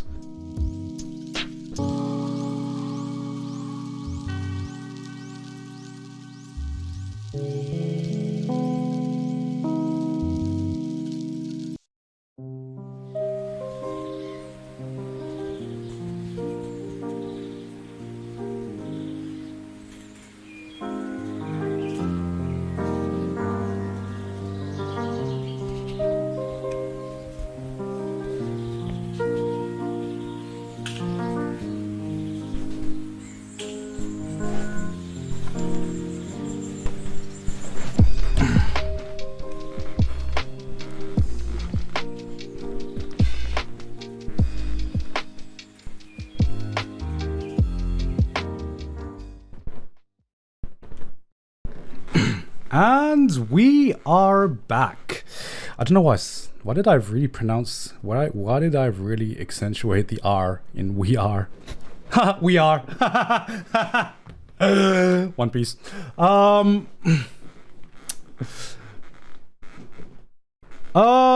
So where was I? Fishman Island. Okay, so originally I was going to put this as a C, but like I'm thinking back and I think it might deserve a B. Like, I feel like the biggest problem Fishman Island had initially was that it was just coming from the hype of Marineford.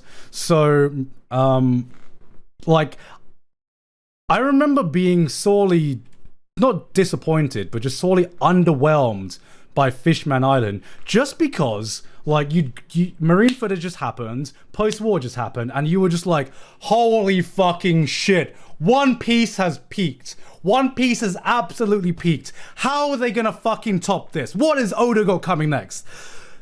And then it hits you with the Fishman Island. And I'm just like, of course, it's like, Oda is still mortal. It is absolutely impossible to come off the hype of Marineford. So I think because of that, a lot of people have like worse memories of Fishman than it actually was. But thinking back about how many things happened in it, you know, you got I feel like post One Piece, okay, post time skip One Piece is when I actually started to care about the lore of the wider world. So you talked about lore drops in like Alabasta and, you know, Skypia and all that shit. I didn't give a shit about that.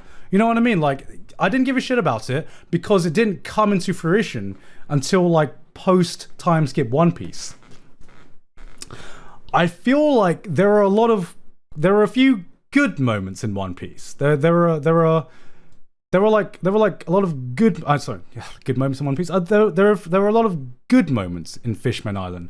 There just weren't that many amazing moments in Fishman Island. The one that stands out to me the most is obviously Luffy using Conqueror's Haki. That was the part that stood out to me the most. The reveal of what Poseidon is as well. That was pretty like, oh, Oda's actually built up to like a massive reveal in the lore and everything like that. You got Tiger. What was his name? Like, who was the leader again? What was his name? Everyone's saying Joy Boy. I'm not gonna lie, I completely forgot about Joy Boy. Tiger Fisher. That's it. Tiger Fisher.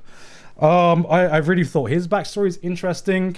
Like, to me, Fishman Island felt like a setup arc to a lot of like, this is where you kind of started to see the payoff of like the wider lore and the wider world of the One Piece universe as a whole, as opposed to just judging arcs by their individual merits, right? It's become a lot harder post time skip to judge arcs by their individual merits because a lot of the payoff has come from the wider lore. So yeah, it's a B. It's a B. I can't even remember the main villain's name from this arc because thank you, Grant, for the 5 gift subs. I can't even remember the villain's name. Hody. Okay, Hody Jones. Yeah, I thought he was like one of the more forgettable villains of One Piece. By far. Punk Hazard.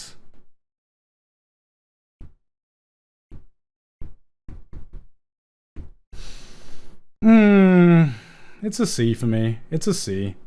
No, it's a B. I forgot about Law's moment. If it wasn't for Law's hype ass moment, it would be a C. But yeah, this is aside from Law's moment and like Law completely stamping out, like completely stamping down that the new era has started. This is the time for the younger generation right now. Aside from that moment, I don't really remember much about Punk Hazard, just because there was things about, like the smile thing, and he had like the oversized children and all that, and that was like sad and all, but I don't know, compared to like some of the other One Piece stories, that wasn't really like, they didn't really hit me as hard. Like I said, what did hit hard was Law's moment. Like that was hype. That was so fucking hype. It was the first time where I'm just like, fuck man, Luffy, you're behind, mate. You're behind. Come on, Luffy, what are you doing, mate? What are you doing? You got your other members, like, you got You got your other fucking members of the worst generation showing you up, Luffy. Come on, Luffy. What are you doing? What are you doing? Can you like fucking split a mountain in half? Come on. Where's your mountain busting attack? Like, you know, like that was like the biggest plot twist of me, where it was really like obviously in the next arc Louis gets obviously in the next arc Luffy gets it, but this was the arc where I'm just like, damn, man. All right, maybe Luffy isn't the protagonist. Maybe Luffy really fucking needs a fucking power up. So yeah, Punk Hazard is a solid B. Good job, Law, for carrying that. Dressrosa. That.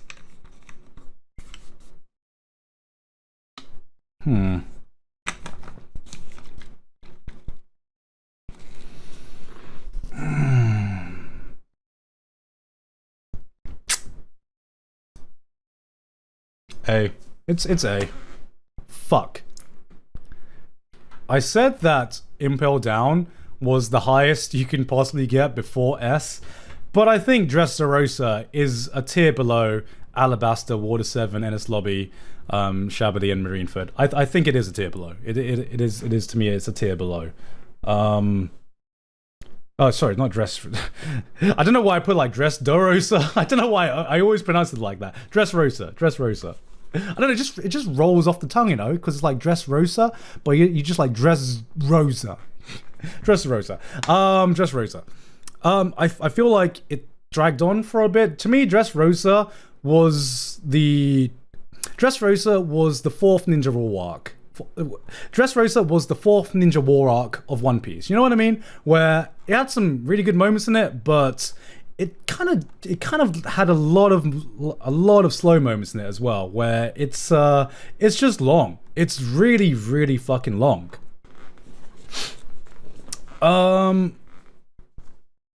Doflamingo is, to me, one of the most interesting villains in One Piece. He's like, even before Dressrosa happened, there was like so much build up. To me, like, I think he is like not even like one of the most interesting villains. I think he's one of the most interesting characters in One Piece. What a great fucking villain.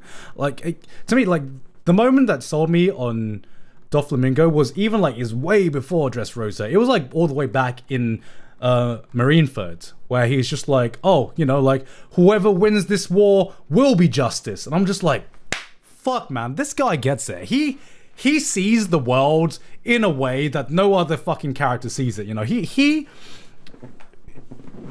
he's such a good villain. He's so interesting, and I'm kind of sad. That he got beat down, man, because I want to see more of Doflamingo.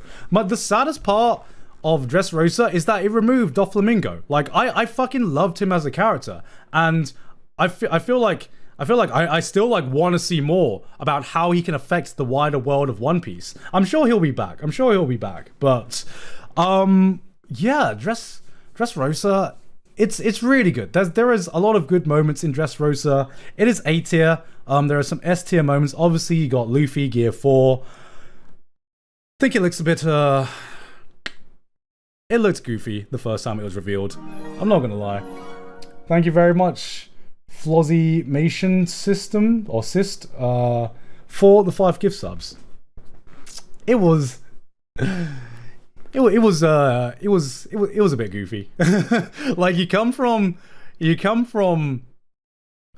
the Gear 2nd reveal and the Gear 3rd reveal, where, you know, the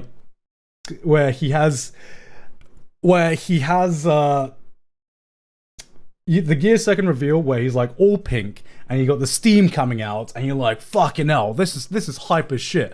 And then you have the Gear 3rd reveal where it didn't look as goofy because it was just like one limb being inflated and just like you see like a massive fist just emerge the first time Rob Lucci gets like punched, and you're like, fucking hell, that's hype as fuck.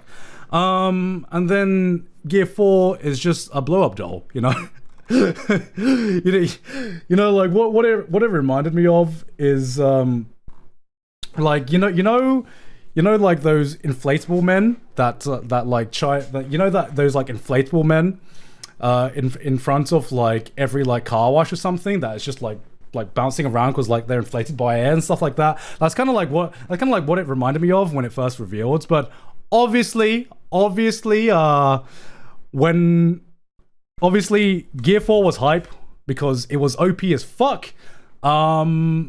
Yeah, I guess it just like the initial impacts just wasn't as much as Gear 2nd and Gear 3rd.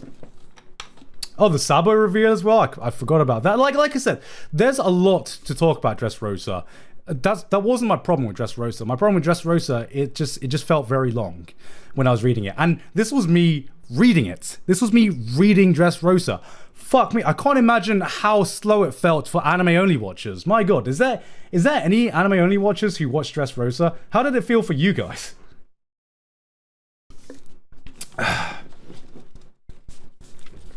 like right? Like right? Yeah.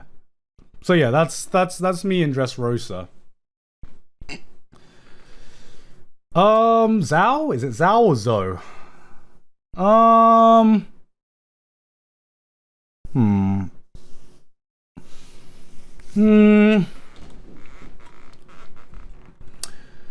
This was either A or B tier for me.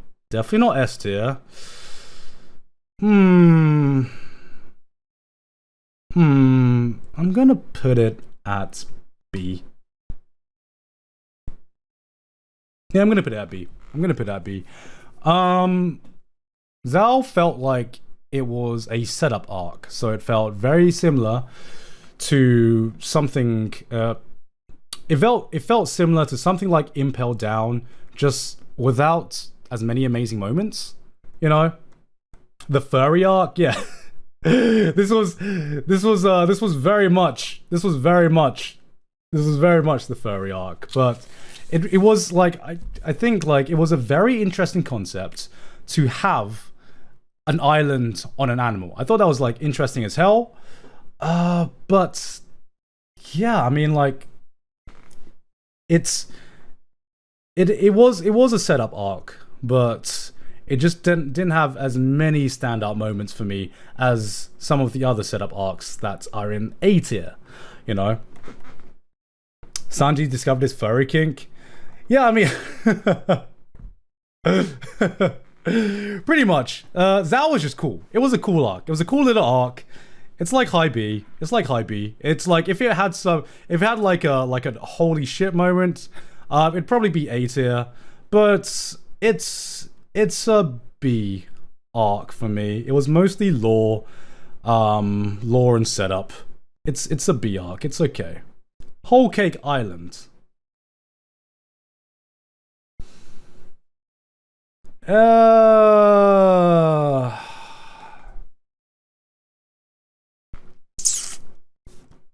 This is hard. This is like right on the cusp.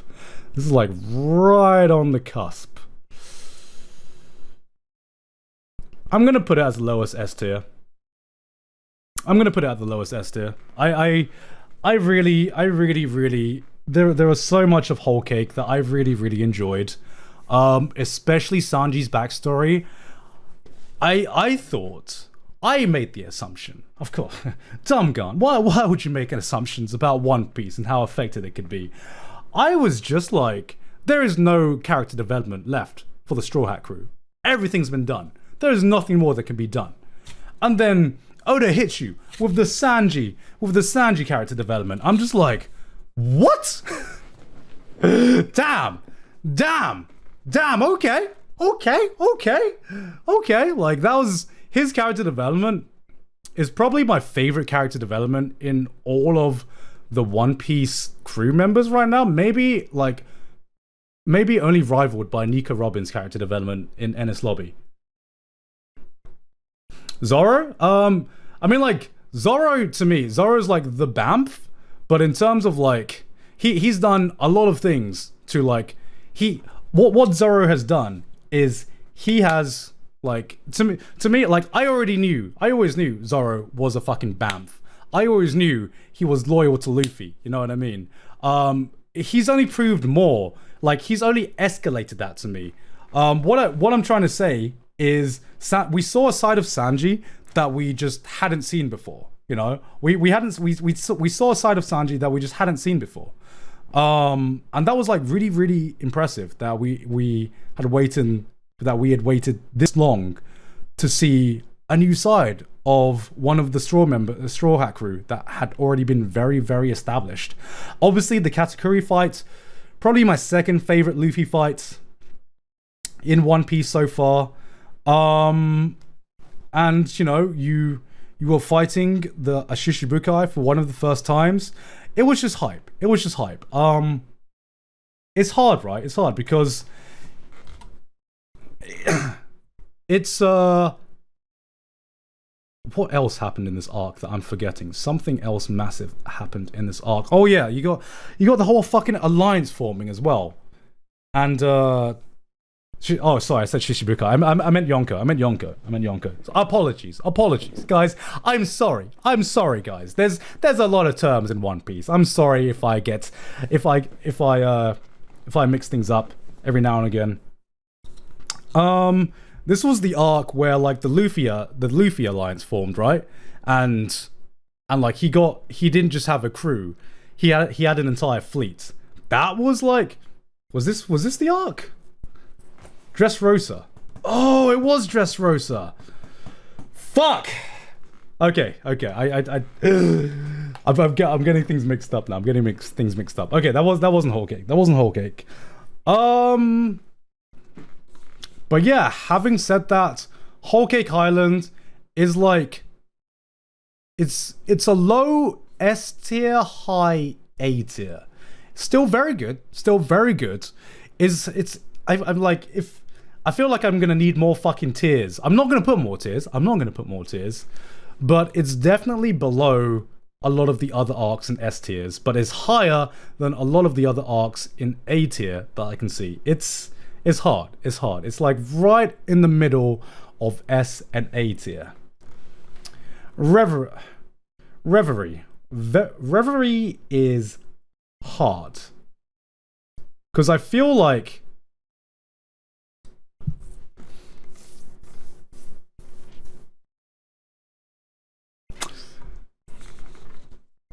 Reverie is like, it's an enigma, right? Because it's a hype arc, but it's not hype because of any moments. It's hype because of lore, right? It's hype because it sets up so much and it... Okay, here's how I view Reverie, okay? Here's how I view it, okay? Remember before when I said my favorite moments in One Piece was the post arc, the arc where we see what everyone else is doing and you get hyped over lore, you get hyped over bounties being updated. Reverie is that on crack, okay? It's like the biggest fan service, not fan service scene in a fan service, not fan service arc in One Piece. And when I say fan service, not fan service, I don't mean like haha booby and all that. You know, you get fan service because it was just hype just to see, you know, all of these characters that you've seen in previous arcs just come back to one place, just to like interact with each other. It was so hype just to see. All of this lore dump being happening. It was, I feel like it was, Reverie was like the biggest lore dump we've had over the One Piece universe, and that itself was hype. That itself was just hype, right? Basically, what I'm trying to say is, Reverie is about as good as like a post-credit scene can be. You know what I mean? Like, you know, like if you take what people like stay behind in Marvel movies, stay behind in Marvel movie scenes for the post-credit. Reverie was like if you took a post-credit scene from a Marvel movie and just made it an arc. Like it is hype, but for different reasons. Than every other One Piece arc. It was like the biggest the biggest post-credit One Piece scene, like, so far. So, how do I rank that? I mean, like I said, for enjoyment, I'm like I said, it's hard to rank this. For enjoyment, I'll rank it in A tier. It's hard to judge. So I'll judge by how hyped and how much I enjoyed it. And yes, you know, it didn't really have any one moment that like made me like super hype. It was just a very, very enjoyable time. I'm gonna put it A tier. I enjoyed it more than a lot of B tier arcs. I'll put it A tier, even though I really think that it really counts as like a post arc. Wano. Moving on. Now, Wano is the only arc out of these all that haven't finished yet. S tier. S tier. Can you even argue that Wano is not an S tier? The only argument I would accept about Wano is that it might not be the greatest One Piece arc of all time. That's the only argument I would accept about Wano, okay? That's the only argument I would accept about Wano, okay?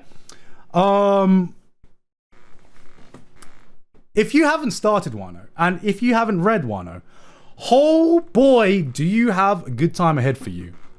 Wano takes everything that is great about One Piece and puts it in like almost a self-contained arc. Wano, if you're not gonna say that Wano is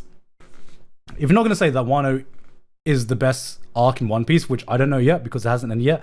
Wano is not by far, but Wano is definitely, to me, the best kind of self-contained story arc, because the only thing that can really challenge that to me is Marineford, but Marineford was the build-up of basically all of One Piece. You know, that was different. Wano to me is like a self-contained story, and it says a lot when Wano is an arc that requires 3 acts. It's a 3-act arc.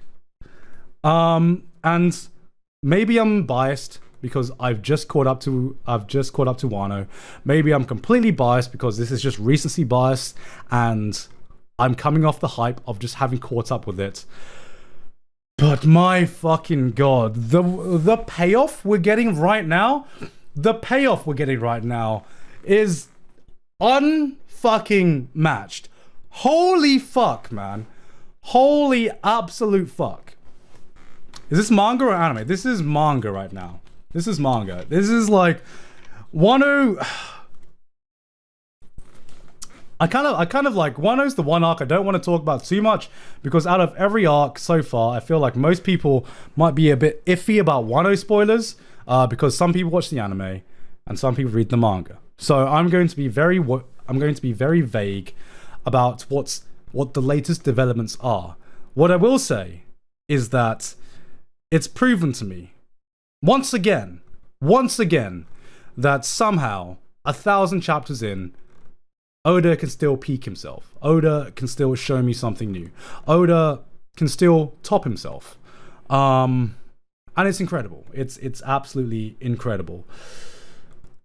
I'm not going to speak too much about that. What I might do is I might record a separate video just talking about Wano, spoilers and all, on my second channel, just like hyping it up and everything like that, because there are too many amazing moments that I can think of on the top of my head right now. But for you viewers, for whatever, because it hasn't ended yet, I don't know which point of One Piece you are at. Maybe some of you are anime viewers, maybe some of you are manga viewers, maybe some of you aren't completely caught up with Wano, maybe some of you are just waiting to binge Wano. I'm going to keep it at that right now. But what I will say is that Wano is definitely peak One Piece in terms of Wano shows One Piece at its peak, like so many other S tier arcs as like so many other S tier arcs in this tier list.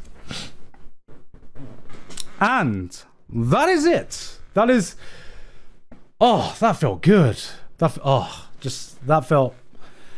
felt so good. Oh my god. I need to deflate for a moment. I'm I'm like Luffy after gear. I'm like Luffy after gear 3, man. I need to like deflate as for a moment. That is me ranking every. That is me ranking every arc in One Piece. Now, you know, I'm normally with tier lists. I'm expecting some controversy. I'm of course, it's a tier list. I'm expecting some controversy. I'm expecting someone to call out my bullshit take. But at the same time, guys, I love One Piece. Doesn't matter if we might prefer different arcs, or I might like one arc or one moment more than another moment. Maybe my favorite moment is not your favorite moment. Maybe your favorite moment is slightly something different.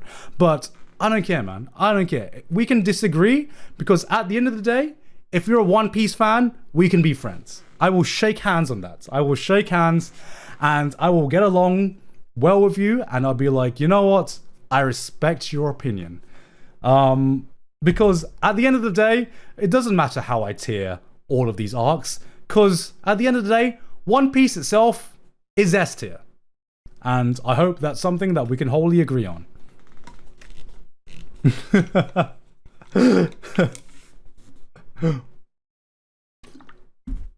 How was that? Did you guys have fun? Did you One Piece fans have fun?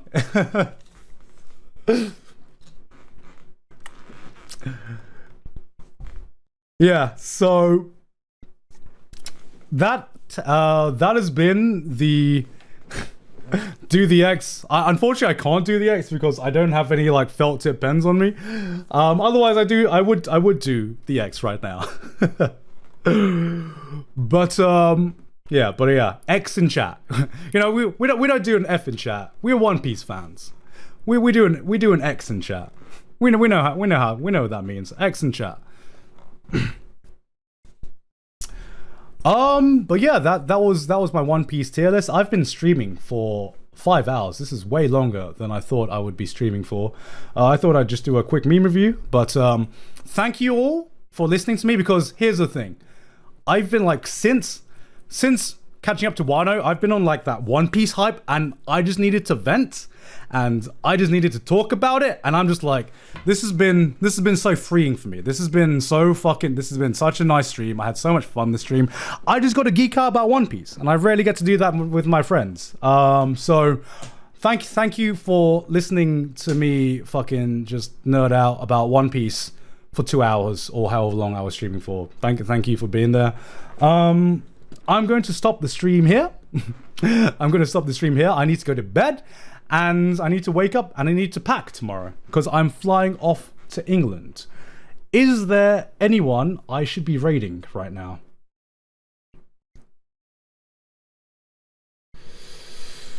Who is online? Man, Rainho is online again. I raided her last time, so I wonder, I wonder if there's someone else. Is there anyone else?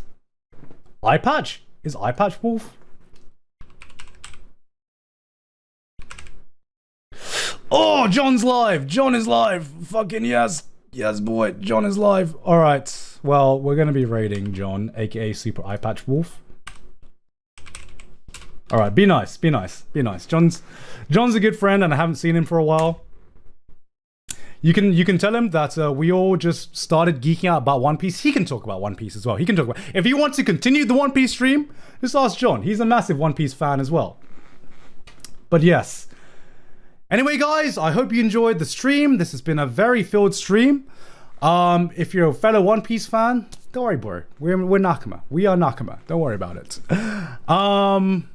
Hope you guys enjoyed everything.